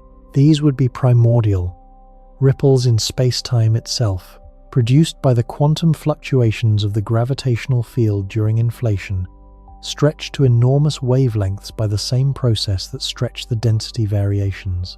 They would be extraordinarily faint, far too weak to detect directly, then or now, by any instrument we know how to build, but they would leave a fingerprint. As those gravitational waves passed through the plasma of the early universe, they would have stretched and squeezed it, and that distortion would have imprinted a specific pattern on the polarization of the light released at recombination. Light from the microwave background is slightly polarized. The electric field of the light waves has a preferred orientation, which varies from place to place across the sky. That polarization pattern can be separated into two types. One is called E mode, and it looks like a pattern of radial spokes and concentric rings. It has no handedness. It is produced by ordinary density variations, and it has been detected, mapped, and studied for years. It is not controversial. The other is called B mode, and it swirls. It has a handedness. It curls one way rather than the other, and on large angular scales, there is only one known way to produce it: primordial gravitational waves. Detecting them would be direct evidence of inflation. It would also tell us the energy scale at which inflation happened, which would be a measurement of physics at energies 1 trillion times beyond anything any collider will ever reach. It would be, without exaggeration, a window onto the universe at 10 to the minus 35th of a second, which is why, on the 17th of March, 2014, when a team announced they had found it, the reaction was what it was. The instrument was called BICEP 2, a telescope at the South Pole, in the driest and clearest air on the planet, staring at a single small patch of sky for years. The team, led by John Kovac, Chao-Lin Kuo, Jamie Bock, and Clem Pryke, called a press conference at Harvard. They announced a detection of primordial B modes with an amplitude corresponding to a tensor to scalar ratio, the standard measure of how strong the gravitational wave signal is relative to the density fluctuations of about 0.2. That was not a marginal signal. That was enormous, larger than most theorists had expected, detected at high statistical significance. Before the announcement, Chao-Lin Kuo went to Andre Linde's house in Stanford with a bottle of champagne and a camera crew. The video was released the same day, and it is still available. Linde's wife, Renata Kalish, who is a physicist herself and who has worked on inflation her entire career, opens the door. Kuo tells them the result. There is a pause of a second or two while Linde processes what he has been told the man who spent 30 years building this theory, being told at his own front door that it has been confirmed. He says, "If this is true, this is a moment of understanding of nature, of such magnitude that it just overwhelms." Kalosh embraces Kuo. Somebody pours the champagne. Alan Guth was photographed the same week, delighted, surrounded by colleagues. The signal was dust, not fraud, not incompetence, not sloppiness in the measurement. The polarization the team detected in that patch of sky was real, and their instrument had worked exactly as designed. The problem was that the Milky Way is full of dust grains, elongated, irregular grains, which align themselves with the galaxy's magnetic field and which glow faintly in the microwave. And because they are aligned, that glow is polarized. And because the magnetic field of the galaxy is turbulent and twisted, that polarization can produce swirls.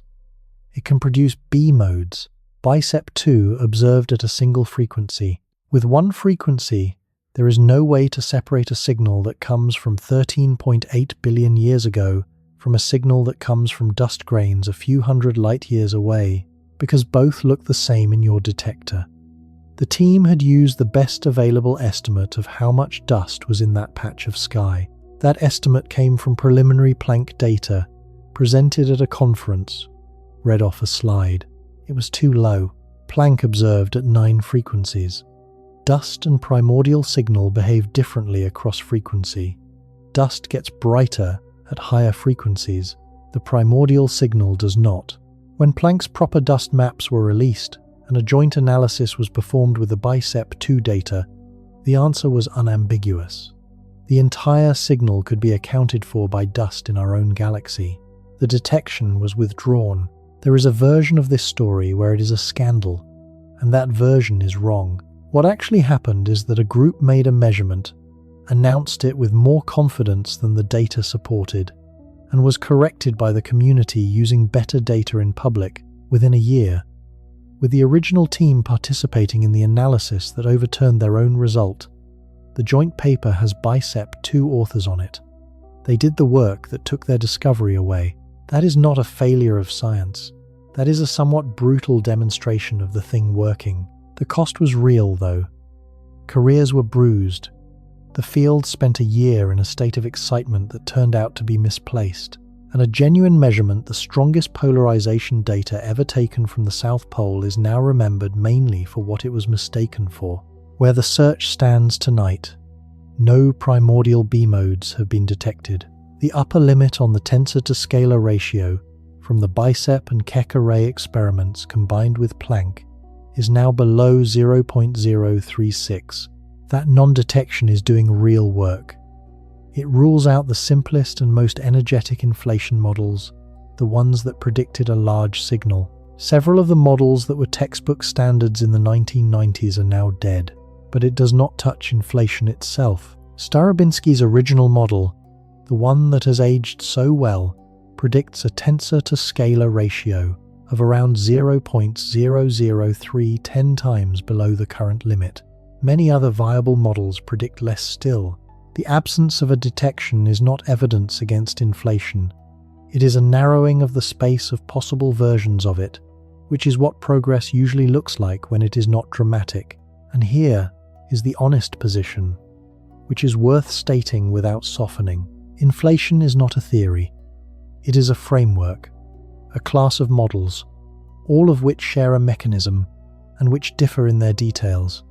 We do not know what the inflaton field is. We do not know the shape of its potential. We do not know the energy scale at which inflation occurred, to within several orders of magnitude. We do not know how long it lasted, and we do not know what came before it. What we have is a mechanism that explains the uniformity, the flatness, the missing monopoles, and the origin of every galaxy with one idea and with a quantitative prediction about the tilt of the fluctuations that has been confirmed to 4 decimal places. That is a great deal, and it is not everything, and the mechanism carries a consequence that most of the people who built it did not want, did not expect, and spent years trying to avoid. If inflation can start, it is extremely difficult to make it stop. The problem is quantum mechanics, and it is the same quantum mechanics that made inflation work in the first place. Return to the picture of the inflaton field rolling slowly down its potential. Classically, it rolls in one direction, downhill, steadily, until it reaches the bottom and inflation ends. That is the mechanism. And in any given region, it takes a definite, calculable amount of time. But the field is not purely classical. It fluctuates the same fluctuations that seeded every galaxy. And a fluctuation can go either way. Most of the time, in most places, the fluctuation is small compared to the classical rolling, and the field continues downhill. Inflation ends there. The energy converts to matter and radiation, and that region becomes a hot, expanding universe of the sort we live in. But in some regions, the fluctuation happens to push the field back up the slope, not far, but upward. And in those regions, inflation does not end when it should. It continues. Now count the volume. A region where inflation continues is doubling in size, repeatedly, on a timescale of something like 10 to the minus 37 seconds. A region where inflation has ended is expanding at the ordinary, sedate pace of a hot Big Bang universe, which is to say, at a rate that is unimaginably, incomparably slower. So the regions where inflation continues do not merely persist, they come to dominate. The volume of still inflating space grows exponentially, and the volume of finished, ordinary space grows only linearly. However many regions stop inflating, The inflating remainder outgrows them all by an ever-widening margin, forever. Inflation ends in places. It never ends everywhere. Alexander Vilenkin was the first to work this out properly. In 1983, Vilenkin's own story is worth a sentence. He was born in Ukraine, was denied graduate study in physics after refusing to inform on fellow students to the KGB, and spent a period working as a night watchman at a zoo, studying physics on his own during the shifts. He emigrated to the United States, completed a doctorate in 1 year, and went to Tufts, where he has worked on the beginning and the end of the universe ever since. Linde reached the same conclusion from the direction of chaotic inflation in 1986, and gave it the name that stuck, eternal inflation. He described it as a self-reproducing universe. Inflation, once begun, continuously generates new regions where inflation continues, and within those, new regions again, without end. The picture that results is difficult to hold, and it is worth going slowly. There is a vast, eternally inflating background space that is doubling and doubling and doubling, and has been for as long as it has existed, and will continue to. Within it, at random locations, inflation stops. Each place where it stops becomes a pocket, a bubble, and inside that bubble, the enormous energy of the false vacuum converts into matter and radiation, and there is a hot, dense beginning, and the bubble cools, and stars form, and galaxies form.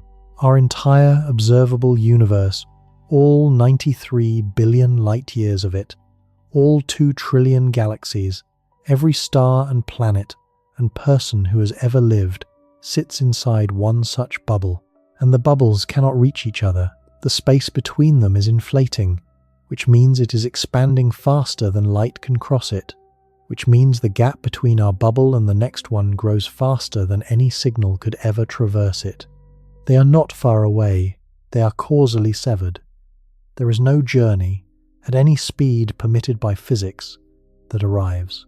This is what physicists mean by the multiverse, at least in this particular sense of the word, which is the one that follows most directly from physics, we have reason to believe. Max Tegmark proposed a useful classification in 2003, sorting the various things people call a multiverse into 4 levels. Level 1 is the simplest and requires no new physics at all.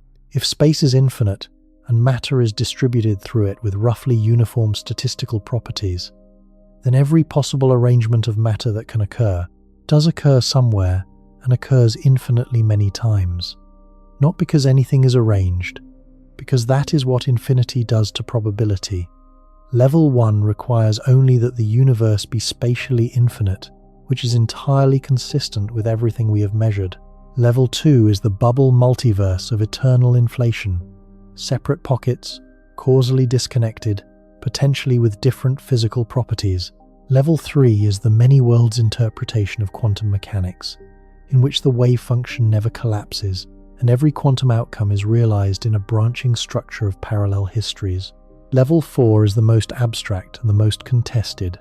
Tegmark's own proposal that every mathematically consistent structure exists physically, and that our universe is simply one such structure. Tonight, only levels 1 and 2 matter, and both are consequences of physics we already take seriously rather than additions to it. But level 2 carries something that level 1 does not, and it is the reason physicists argue about it. The different bubbles may not obey the same laws. In the versions of inflation that emerge from string theory, the underlying physics has an enormous number of possible stable configurations, different ways the extra dimensions of the theory can be folded up, each giving rise to a different set of effective physical laws in the resulting universe. The number that gets quoted is 10 to the 500, which is not a number that means anything to a human being, and it is not a measurement, it is an estimate of the number of consistent solutions. This is called the landscape.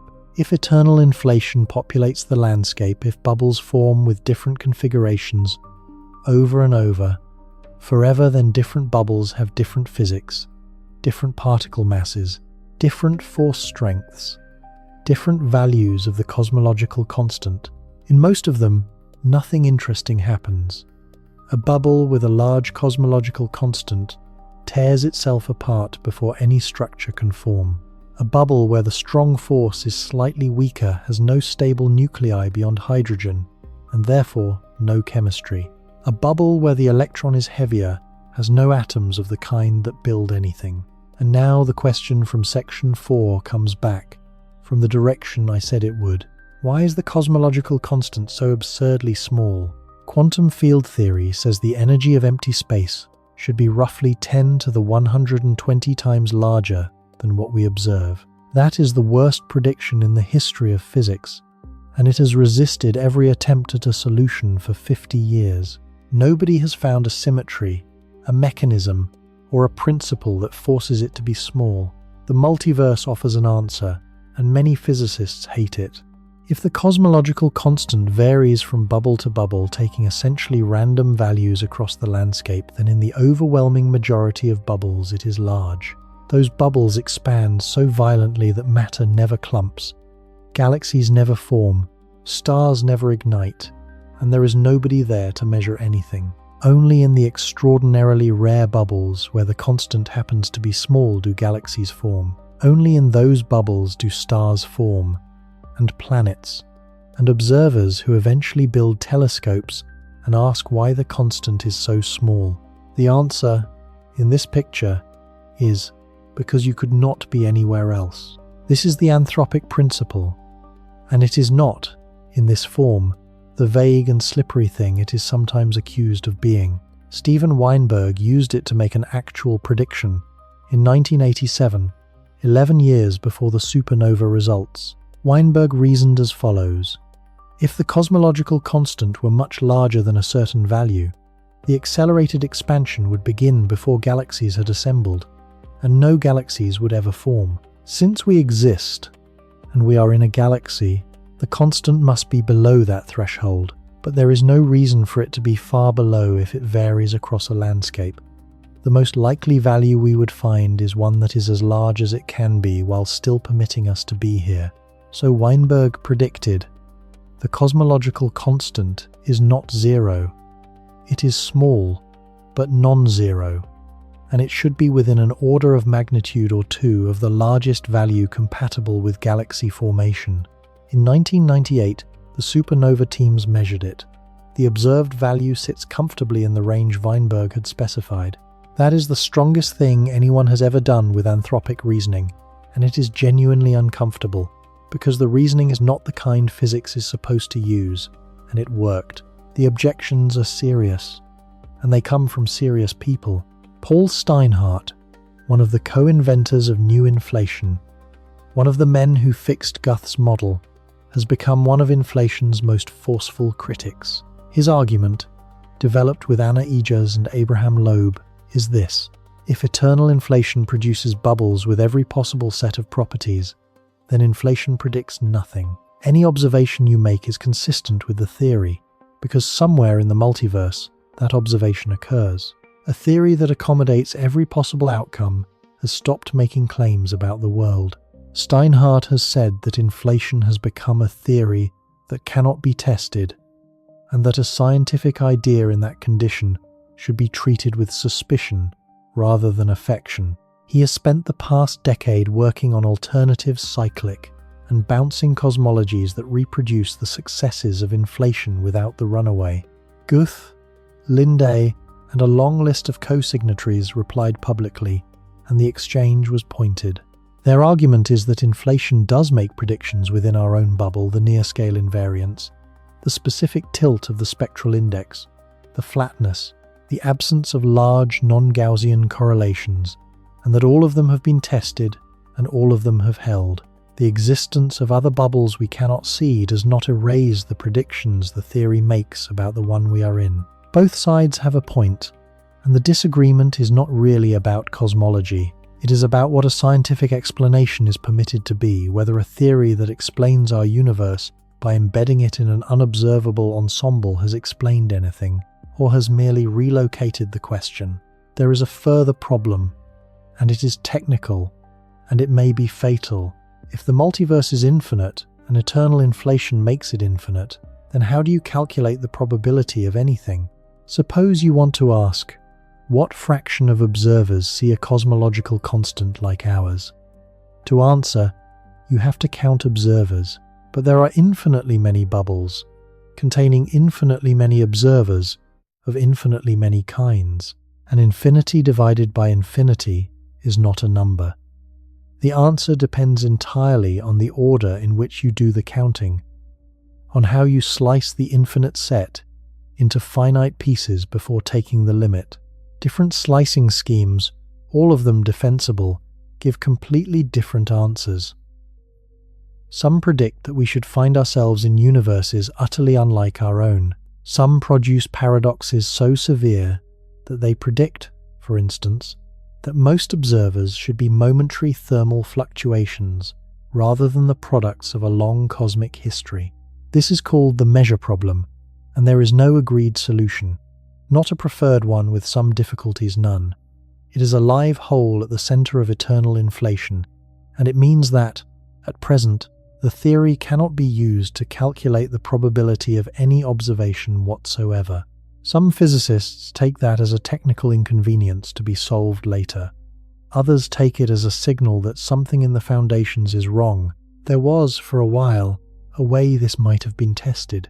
If our bubble formed near another bubble, and if the two of them expanded toward each other, they could have collided early on, before inflation carried them beyond reach. A collision would not destroy anything. It would leave a mark, a circular region on the sky, a disk of slightly different temperature in the microwave background, with a distinctive profile at its edge, a bruise from contact with another universe. The Planck data were searched for exactly this. Several groups looked, and attention concentrated for a time on a genuine anomaly, the cold spot, a region roughly 10 degrees across in the southern sky, where the microwave background is measurably cooler than it should be, and which is difficult to explain as a statistical accident. It was a plausible candidate. It had roughly the right shape. In 2015, a survey led by Istvan Sapudi looked at the galaxies in the direction of the cold spot and found something else. An enormous, underdense region, a supervoid, a stretch of space hundreds of millions of light-years across containing far fewer galaxies than average, sitting between us and the cold spot.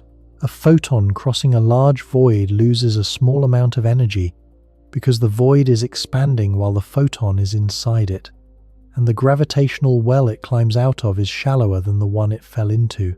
The effect is small. Across a void of that size, it is enough. The cold spot is not a bruise. It is a shadow, cast by a hole in the distribution of galaxies. The interpretation is still debated. Some analyses find the void insufficient to explain the whole anomaly, but no compelling evidence for a bubble collision has been found anywhere in the microwave sky. So the multiverse stands where it stands. It is not a wild speculation bolted onto physics from outside. It is what you get when you take inflation seriously and follow the mathematics forward without flinching. It is also, at present, entirely without direct observational support, and it may be permanently beyond testing, and the tools required to calculate anything within it do not exist.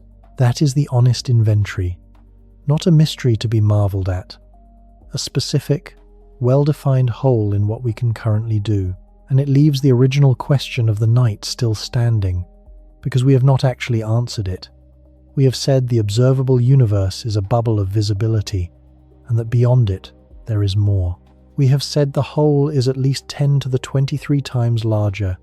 We have said that there may be other bubbles entirely, but we have not said whether the thing we are inside is finite or infinite. That is not a philosophical question. It is a measurement, and people have tried to make it. There is a distinction that almost every popular account of cosmology blurs, and everything in this section depends on it. Geometry is not topology. Geometry is about curvature, about whether parallel lines converge, whether the angles of a triangle add up to more than or less than 180 degrees, whether the circumference of a circle is exactly 2 pi times its radius. It is a local property. You can measure it without ever leaving your neighborhood. Topology is about connection, about how the parts of a space are joined to each other on the largest scale. Whether it wraps, whether a straight line, followed long enough, brings you back to where you started. And here is the crucial fact. Geometry does not determine topology. You can measure the curvature of space to arbitrary precision and still not know whether it is finite. Take a sheet of paper. It is flat. The geometry is Euclidean. Triangles behave the way you were taught in school. Now roll it into a cylinder and tape the edges together. The geometry has not changed at all. A triangle drawn on the surface still has angles summing to 180 degrees. An ant living on that surface, measuring only its immediate surroundings, would find perfectly flat geometry. But the space is now finite in one direction, and the ant, walking in a straight line, will eventually return to where it began. Roll and join the other direction as well, and you have a torus, a donut surface which is finite, has no edge, and is geometrically flat everywhere. Finite, unbounded, flat, all three at once. So when I said, in section 2, that the universe is spatially flat, I said something about the geometry and nothing at all about the size. Let us do the geometry properly first. General relativity permits 3 possible large-scale curvatures for space, and which one describes our universe is determined by the total density of matter and energy compared to a specific value called the critical density. If the density is above critical, space is positively curved, the 3-dimensional analog of the surface of a sphere. Parallel lines converge. Triangles have angles summing to more than 180 degrees. Such a universe is finite in volume, and, if there is no dark energy, it eventually recollapses. If the density is below critical, space is negatively curved, saddle-shaped, hyperbolic. Parallel lines diverge. Triangles have angles summing to less than 180 degrees.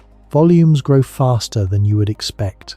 If the density is exactly critical, space is flat, and Euclid's geometry, which you learned as though it were a fact about the world rather than one option among 3, is correct across the cosmos. We can measure which one we live in, and the instrument is the microwave background. Recall the acoustic peak from section 2, the characteristic angular size of the hot and cold patches set by the sound waves in the early plasma. We know the physical size of those patches because we know the speed of sound in that plasma and how long the waves had to oscillate. And we can see what angular size they appear to be. Physical size, angular size, and the geometry of the space in between. Any 2 of those give you the third. If space is positively curved, the light rays from the 2 edges of a patch converge on their way to us, and the patch looks larger than it should. If space is negatively curved, they diverge, and it looks smaller. If space is flat, it appears at exactly the size the physics predicts. The Planck satellite made this measurement with a precision that would have been unthinkable a generation earlier.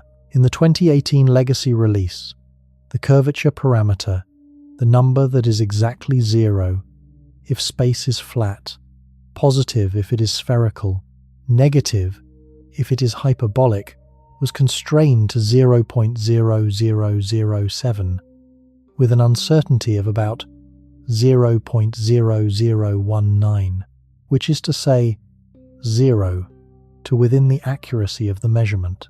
The universe is flat, as far as we can tell, to better than 1 part in 500. That is a genuinely strange result, and it deserves a moment. There is no reason, in the standard hot Big Bang, for the density to be that close to critical. It is the flatness problem from section 2, and it is the thing inflation was built to explain, and inflation does explain it, and explains it almost too well, because inflation predicts a universe so flat that we would never be able to detect any curvature at all. If inflation happened, the curvature is not merely small, it is smaller than any instrument we will ever build could measure, which means the geometry cannot tell us whether the universe is finite, so people went looking for the topology instead. If the universe wraps, if it is a 3-dimensional torus, say, or one of the other finite flat shapes that mathematics permits, of which there are 18, then light can reach us from a single object by more than one path. Around the loop, one way, and around the loop the other way. And we would see that object twice, in different directions in the sky, at different ages, because the light took different amounts of time to arrive. We would be seeing the same galaxy from the front and from behind, at different points in its history, and we would not necessarily recognize it as the same galaxy at all. That is hard to search for directly.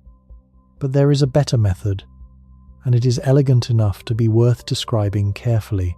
In 1998, Neil Cornish, David Spergel, and Glenn Starkman pointed out the following. The surface of last scattering the shell of the microwave background is a sphere centered on us, of a definite radius.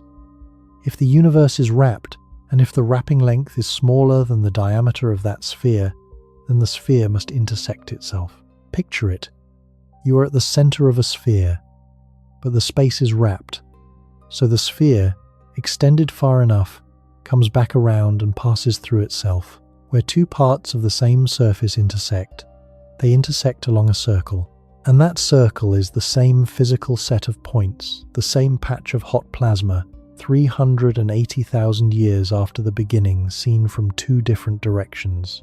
Which means, somewhere in the microwave sky, there should be two circles, in different parts of the sky, with identical temperature patterns around them, the same sequence of hot and cold spots, in the same order, running around both circles, matched circles, a direct, unambiguous signature of a finite universe, requiring no assumptions about anything except that we can measure the temperature of the sky.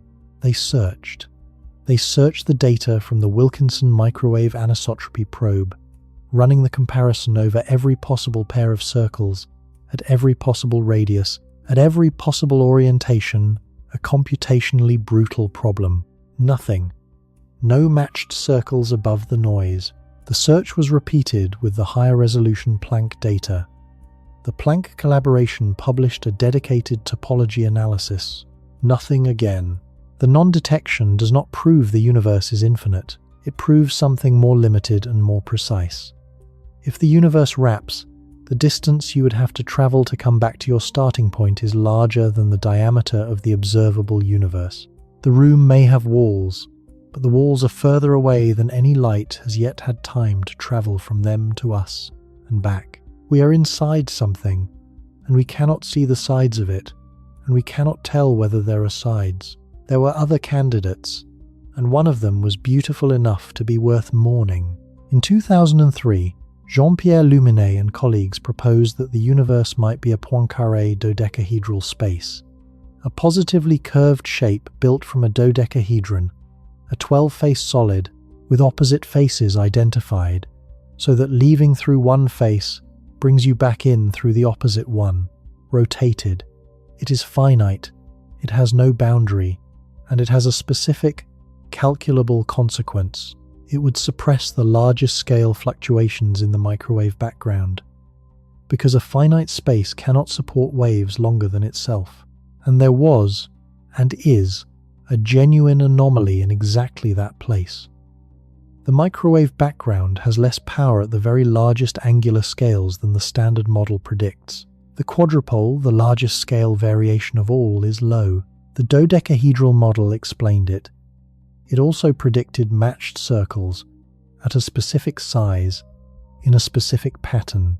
The circles were not found, and Planck's curvature measurement subsequently pushed the geometry so close to flat that the model, which requires a definite positive curvature, no longer fits. It is not viable. The low quadrupole remains unexplained, and it may not need explaining. There is a fundamental limit here called cosmic variance. At the largest angular scales, there are only a handful of independent patches of sky to average over. With so few samples, a genuine statistical fluke is entirely possible, and we cannot do the obvious thing and take more data, because there is no more sky. We have exactly one universe, and we have already looked at all of it. There is one more anomaly, and it is the strangest, and nobody knows what to make of it. The largest scale patterns in the microwave background, the quadrupole and the octopole, appear to be aligned with each other.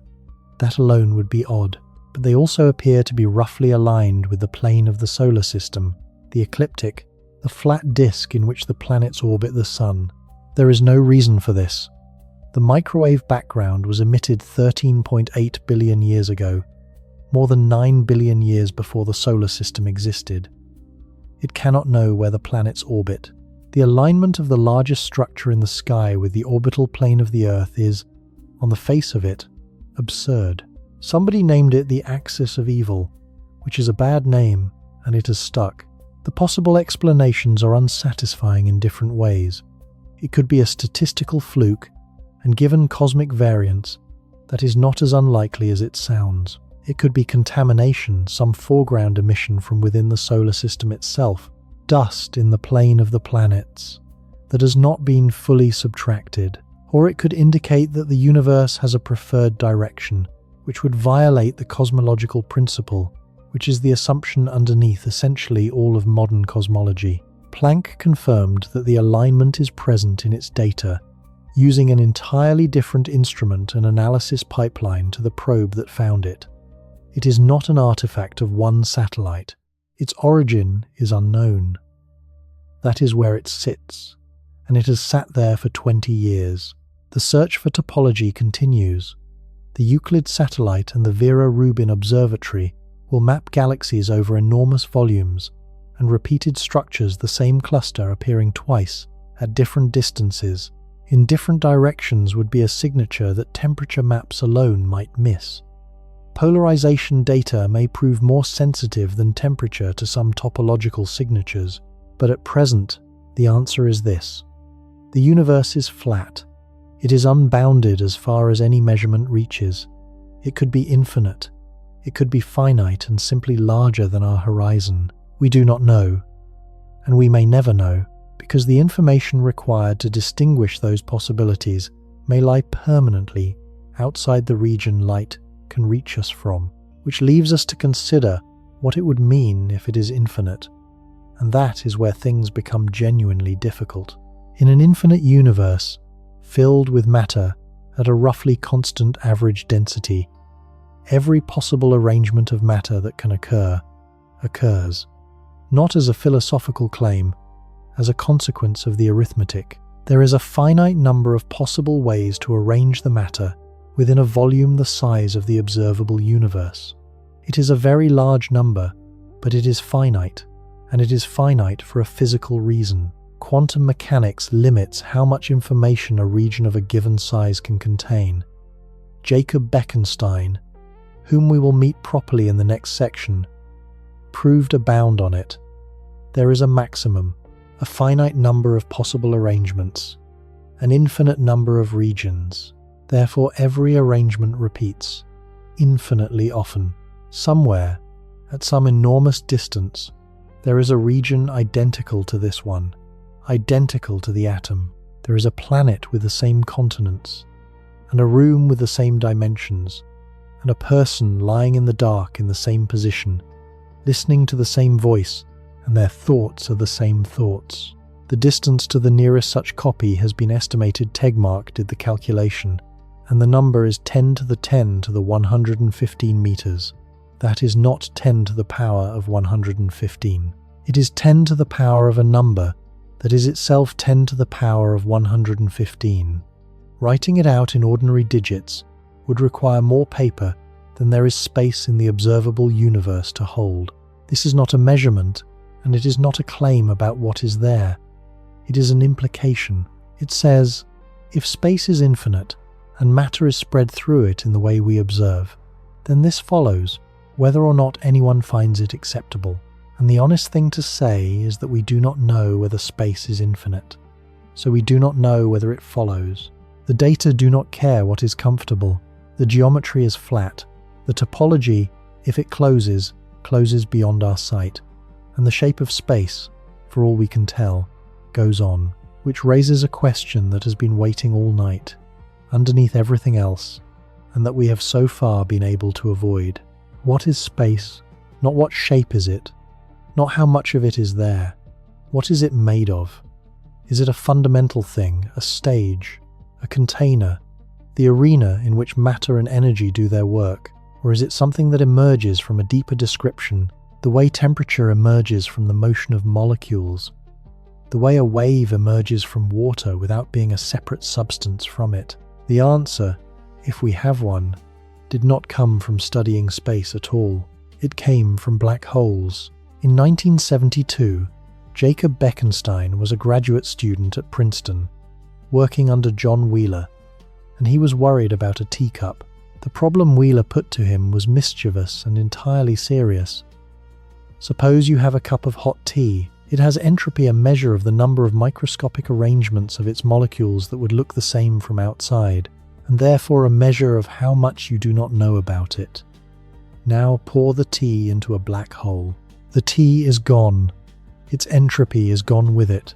And the second law of thermodynamics, the law that the total entropy of a closed system never decreases, which is arguably the most reliable law in all of physics, has just been violated. You have destroyed disorder by dropping it somewhere, Wheeler said, with evident enjoyment, that this was the perfect crime. There is no evidence. The black hole looks exactly as it did before, only very slightly heavier. According to general relativity, that is precisely right, and it is a theorem. A black hole has no features. It is completely described by three numbers: its mass, its electric charge, and its rate of rotation. Nothing else.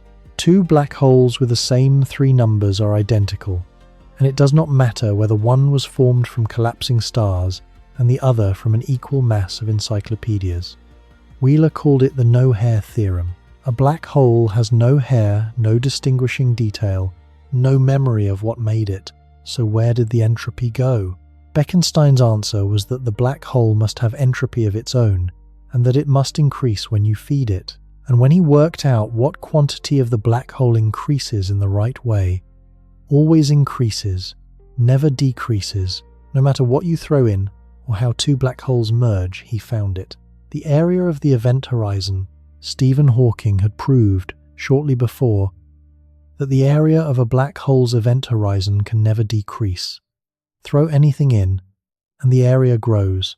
Collide two black holes, and the area of the result exceeds the sum of the two. That behavior is exactly the behavior of entropy. And Bekenstein said, it is not merely analogous to entropy, it is entropy. The proposal was met with something close to derision, and the loudest objector was Hawking himself. Hawking's objection was sharp, and it was not a matter of taste. If a black hole has entropy, then it has a temperature. The two are inseparable in thermodynamics. And if it has a temperature, it must radiate, because anything with a temperature radiates. But a black hole cannot radiate. That is the definition of a black hole. Nothing escapes. The idea was self-contradictory, so Hawking set out to prove Bekenstein wrong.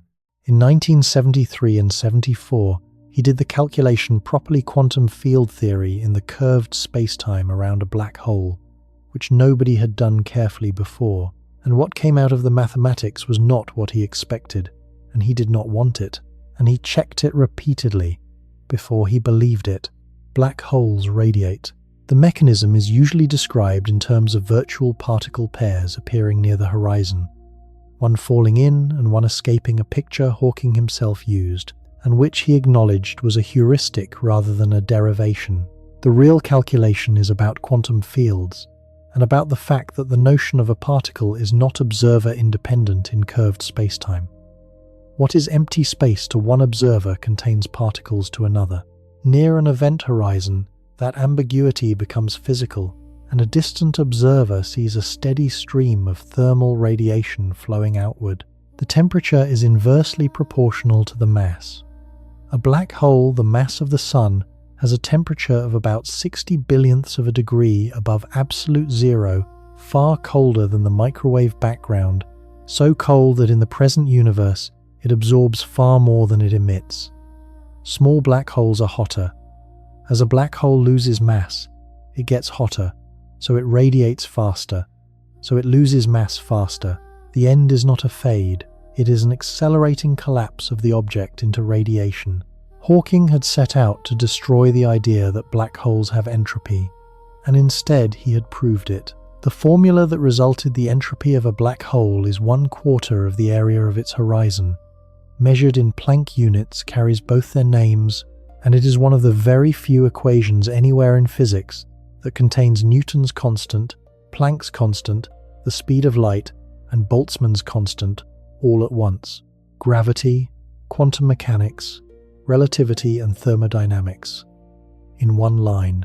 It is a message from a theory we do not have, and it says something that took 20 years for anyone to take seriously. The entropy is proportional to the area, not the volume. Entropy counts information how many bits it would take to specify exactly what is inside. And for every other object in the universe, that number scales with volume. Double the size of a library in every direction, and you can hold 8 times as many books, because you have 8 times the space. Not for a black hole. Double its radius, and its capacity for information goes up by 4, not 8. The information capacity of the deepest, densest object in physics is set by the size of its surface.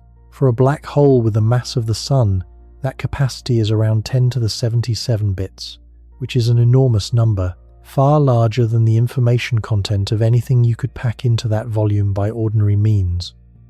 But the scaling is the point, not the size. The most information you can ever fit into a region of space is not determined by how much room is inside it. Gerard Hooft, who had already received a Nobel Prize for his work on the quantum field theory of the strong force, drew the conclusion in 1993. He proposed that this is not a peculiarity of black holes. It is a property of the world. His argument is straightforward, and it is hard to escape. Take any region of space. Start filling it with information matter, bits, whatever you like. As you add mass, the gravitational field grows, and at a certain point, before you have filled the volume, the region collapses into a black hole. That is not an engineering limit. It is what gravity does. So the maximum information that can be stored in any region is the information of the black hole that fills it, which is set by the area of its boundary. The three-dimensional world contains no more information than could be written on the two-dimensional surface that encloses it. Leonard Susskind, at Stanford, took this and pressed on it until it became a principle. If a surface can encode everything inside it, then perhaps the inside is not fundamental. Perhaps the interior, the 3 dimensions, the distances, the volume is a projection of information stored on the boundary, not an illusion in the sense of being false, an illusion in the sense of a hologram, a 2-dimensional film encoding a 3-dimensional image with complete fidelity because the information was never 3-dimensional to begin with. That is the holographic principle, and it began as a piece of reasoning about thermodynamics, and it was, for several years, an idea that a small number of physicists believed and most regarded as extravagant. The argument that made it respectable ran through a dispute that lasted 20 years. Hawking's radiation is thermal. That is what his calculation showed. The spectrum coming out of a black hole is featureless, characterized by nothing but a temperature, carrying no information about what went in. And if the black hole eventually evaporates completely, then everything that ever fell in is gone. Not hidden, gone. The information that specified it has been erased from the universe. Quantum mechanics does not permit that. The evolution of a quantum state is unitary information, is conserved, always, in principle. You may not be able to recover it in practice, but it cannot be destroyed. Burn a book, and the information is scrambled into smoke and ash and radiation, and it is unrecoverable by any realistic means, but it is in there. In principle, a sufficiently capable being could reconstruct the book from the smoke. Hawking said, not from a black hole. He argued for decades that black hole evaporation destroys information, and that quantum mechanics would have to be modified to accommodate it. Susskind and Hooft said, no, information must be preserved. The Hawking radiation must be subtly encoded, not thermal after all, but carrying correlations too fine for the original calculation to see. And the mechanism by which it is preserved is holographic. The information never really went inside. It was smeared across the horizon, and the radiation carries it back out. Susskind later wrote a book about the argument and called it the Black Hole War, which is only slightly dramatic. It ran from the early 80s into the 2000s, and it was not a polite disagreement. It was a fight over whether general relativity or quantum mechanics gets to be the thing that breaks. In 2004, at a conference in Dublin, Hawking conceded. He announced that he had been wrong, that information is not destroyed, and he paid off a bet he had made, with John Preskill, a baseball encyclopedia, chosen because the information in it can be retrieved at will, which was the point. The concession did not settle the physics. Hawking's proposed mechanism was not widely accepted, and the information paradox remains unresolved in its details.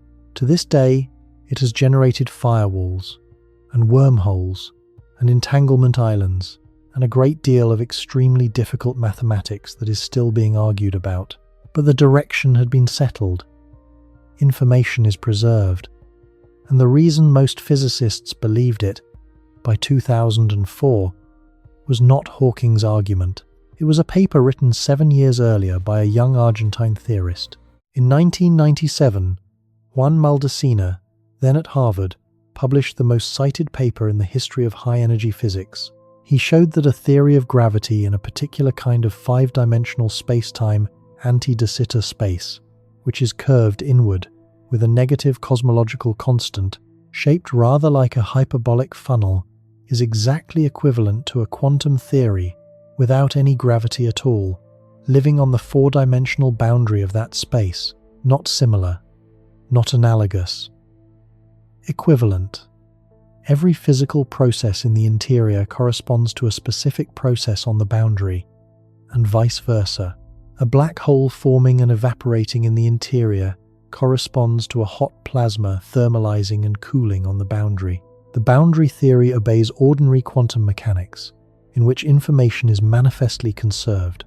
Therefore, if the two descriptions are the same physics, information must be conserved inside as well. That is why the war ended. Not because anyone showed how the information gets out, but because a mathematical dictionary was found which proved it must. The correspondence has been tested extensively in the 2 decades since, in the sense that calculations done on one side reproduce calculations done on the other, in cases where both can be computed. It works. It has become a standard tool, used for problems that have nothing to do with gravity at all. The behavior of exotic materials, the physics of the quark-gluon plasma produced in heavy ion collisions, a theory of gravity in a space we do not live in, has become a practical calculational device for laboratory physics. And there is the honest limitation, which needs stating plainly, because the popular accounts routinely skip it. Anti-de Sitter space is not our universe. Our universe has a positive cosmological constant. It accelerates outward, not inward. It is de Sitter-like, and the holographic dictionary that works so beautifully for anti-de Sitter space has not been constructed for de Sitter space. Not because nobody has tried. It is one of the most attacked problems in theoretical physics, and it has resisted. So the strongest concrete evidence for the holographic principle comes from a universe with the wrong sign of the cosmological constant.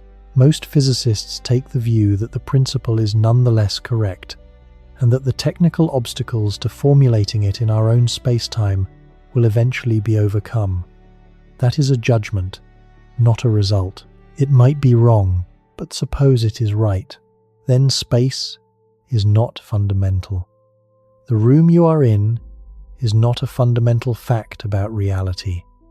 The distance between you and the wall, the distance between the Earth and the Sun, the 93 billion light-years across the observable universe, none of these are primitive quantities. They emerge, the way pressure emerges from molecules hitting a wall, from something underneath that is not spatial at all. The current best guess about what that something is: entanglement. Quantum entanglement. the correlation between separated systems that Einstein disliked so much. There is a body of work, Ryu and Takayanagi, von Ramsdonk, and others suggesting that the geometry of space-time in the interior is built out of the entanglement structure of the boundary theory. Reduce the entanglement between two regions of the boundary, and the corresponding regions of the interior move apart. Cut the entanglement entirely, and the space between them pinches off and disconnects. Distance, in that picture, is a measure of how strongly two things are entangled. Space is what entanglement looks like from the inside. Gravity, in that picture, is not a fundamental force. It is a collective effect the way heat is not a fundamental substance but a description of what molecules are doing, which would explain, at a stroke, why a century of attempts to quantize gravity, the way we quantized electromagnetism, have all failed. You cannot quantize gravity for the same reason you cannot quantize temperature. It is not that kind of thing. None of this is established. The holographic principle in a universe like ours remains a conjecture, and it should be held as one, but it changes the question we started with, and it is worth seeing how.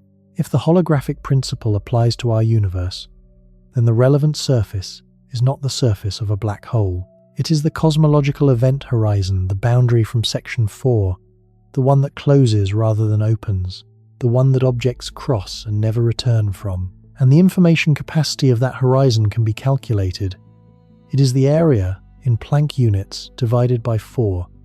The number that comes out is around 10 to the 120 bits.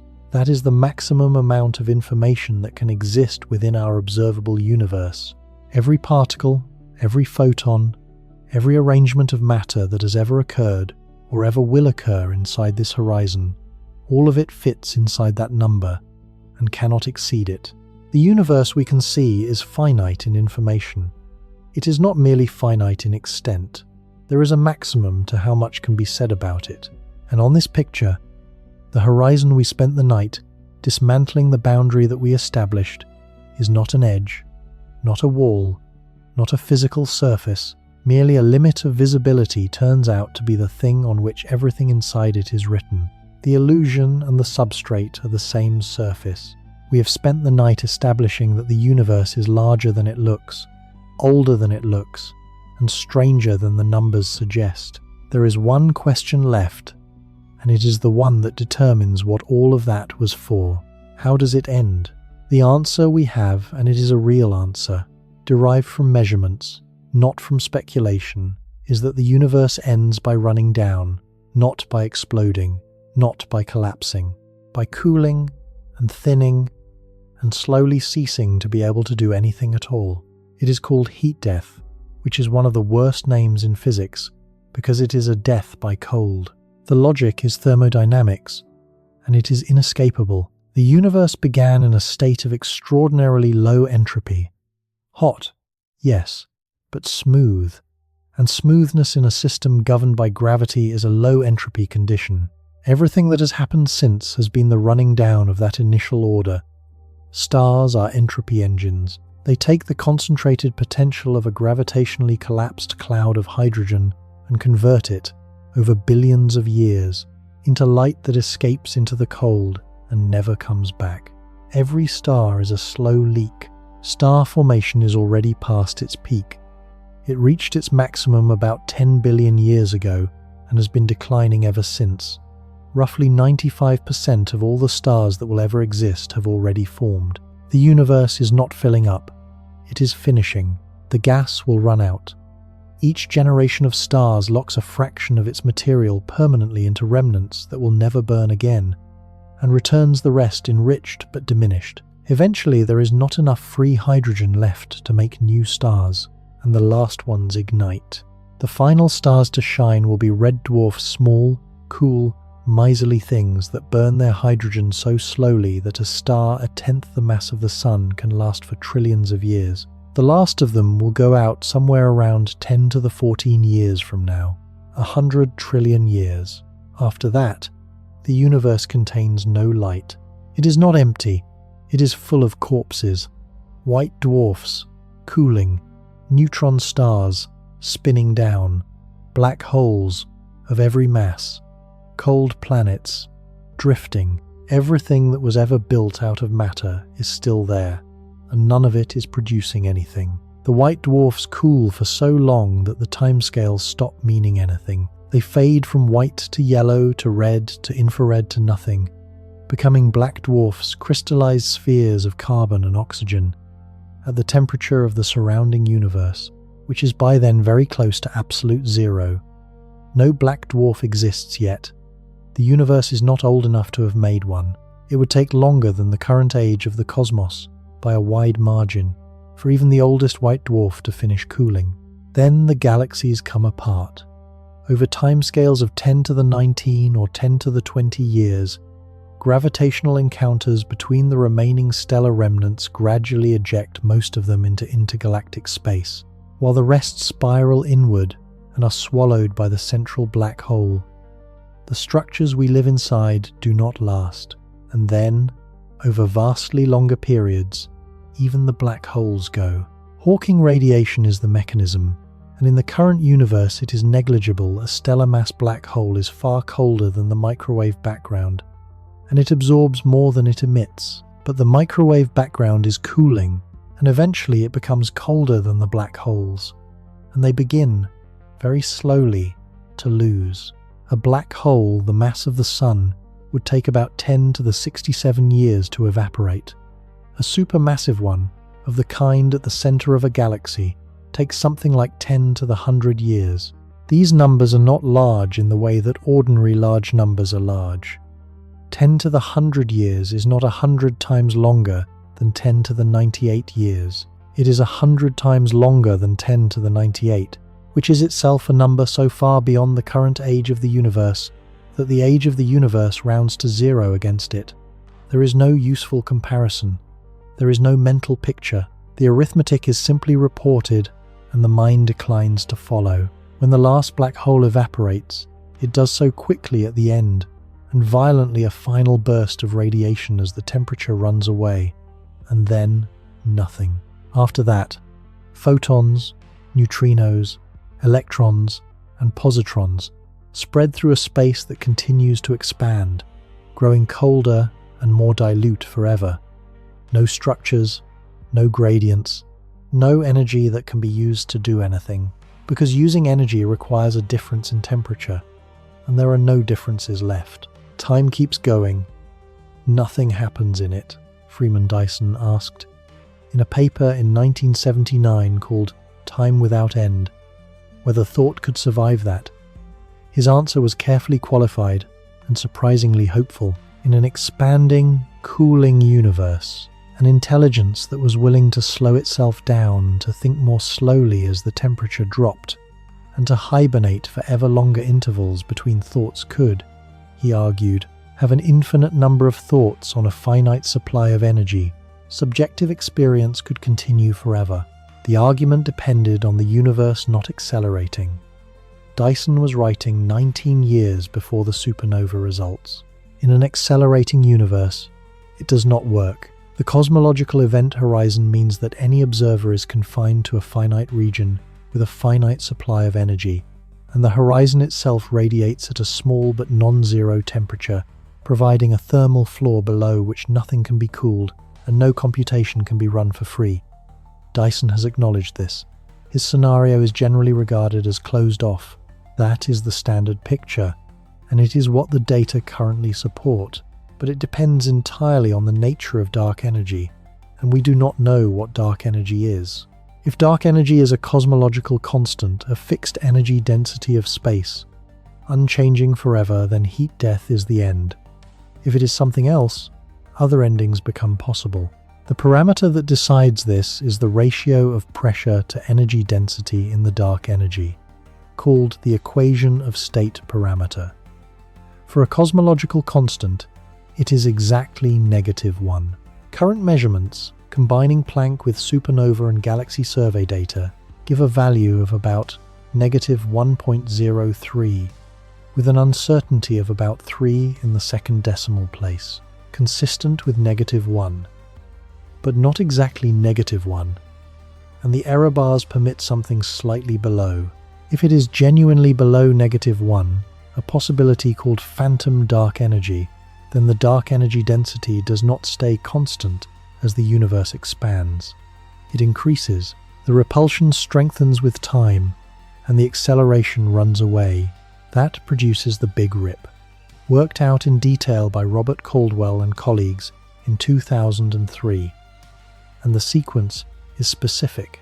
As the repulsion grows, it overcomes gravity at progressively smaller scales. The clusters of galaxies dissolve first, their members scattering. Then, in the final 100 million years or so, individual galaxies are pulled apart. Then, in the last few months, planetary systems come undone. The Earth would leave the Sun, if it still existed. Then, in the last half hour, stars are torn apart, and planets follow, and in the final fraction of a second, the expansion becomes strong enough to overcome the electromagnetic forces holding atoms together, and then the nuclear forces holding nuclei together, and matter itself is unbound, and then the expansion rate becomes infinite in finite time, and the mathematics stops. The Big Rip is not favored by the data, but it is not excluded either, and recent survey results have kept the question genuinely open in a way that it was not a decade ago. There is a third ending, and it is the one that could happen tonight. The Higgs field fills all of space, and it is the reason elementary particles have mass. Like any field, it sits at some value, and that value is determined by the shape of its potential, the landscape of energies it could have. Our vacuum sits in a minimum of that potential. The question is whether it sits in the lowest one. The answer depends on two numbers with exquisite sensitivity. The mass of the Higgs boson, measured at the Large Hadron Collider, to be about 125 billion electron volts, and the mass of the top quark, about 173 billion electron volts. Feed those into the equations of the Standard Model and run the calculation up to enormous energies, and the potential appears to turn over. Far above our current field value, there is a second minimum, and it is deeper, which would mean that our vacuum is metastable, stable against small disturbances, but not the true ground state. A valley, but not the lowest valley. Quantum mechanics permits tunneling. Somewhere, at some point, a small region of space could tunnel through to the true vacuum. It would form a bubble, and that bubble, being lower in energy, would expand at essentially the speed of light, forever, converting everything it touched. Inside the bubble, the Higgs field has a different value, so particles have different masses, so atoms do not work, so chemistry does not exist, so nothing that is currently structured remains structured. And because the bubble wall travels at the speed of light, there is no warning. There is no signal that precedes it. The first indication that it exists would be its arrival, and there would be no second indication, and no one to have it. The estimated lifetime of our vacuum, if it is metastable, is at least 10 to the 100 years, enormously longer than the universe has so far existed. The risk in any human timescale is indistinguishable from zero, and the calculation is at the very edge of what can be done. It is exquisitely sensitive to the top quark mass, which is one of the harder quantities in particle physics to pin down precisely. It assumes that there are no undiscovered particles at higher energies, which is an assumption nobody would defend strongly. Shift the inputs slightly, and the vacuum becomes absolutely stable. The honest statement is that we do not know whether the vacuum is stable, and that the fact that we cannot currently rule it out is a statement about the limits of our knowledge, rather than a statement about the fragility of the world. But notice what all three endings share. In every one of them, the conditions that permit observation are temporary. The heat death removes the energy required to think. The Big Rip removes the structures required to exist. The vacuum decay removes the physics required for matter to hold together. And running underneath all three, already happening, already measured, is the quietest ending of them all. In roughly 2 trillion years, the accelerating expansion will have carried every galaxy outside the local group, beyond the cosmological event horizon. The Milky Way and Andromeda, will have merged. And around that merged galaxy, in every direction, there will be nothing to see. The microwave background will have been redshifted into undetectability. The other galaxies will be gone, not destroyed, simply out of contact. Their light stretched beyond any wavelength an instrument can register. An astronomer at that time, with a good telescope and a rigorous mind and complete honesty, will look out at the universe and see one island of stars in a static void. She will find no expansion because there will be nothing outside her galaxy whose recession she could measure. She will find no relic radiation because it will have faded below the noise. She will find no evidence of a beginning and no evidence of anything beyond what she can see. She will conclude that the universe is eternal, unchanging, and consists of a single galaxy. Every observation available to her will support that conclusion. Every measurement she makes will be correct, her reasoning will be sound, and she will be wrong about nearly everything, and there will be no experiment she can perform to find out. That is the fact I keep coming back to, and it is not a lesson about humility, and I am not going to turn it into one.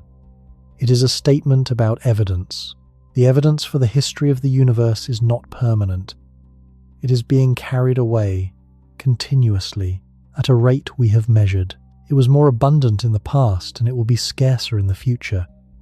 And the era in which a civilization could arise and reconstruct the whole story from what remains is a window, and it is open now, and it will close.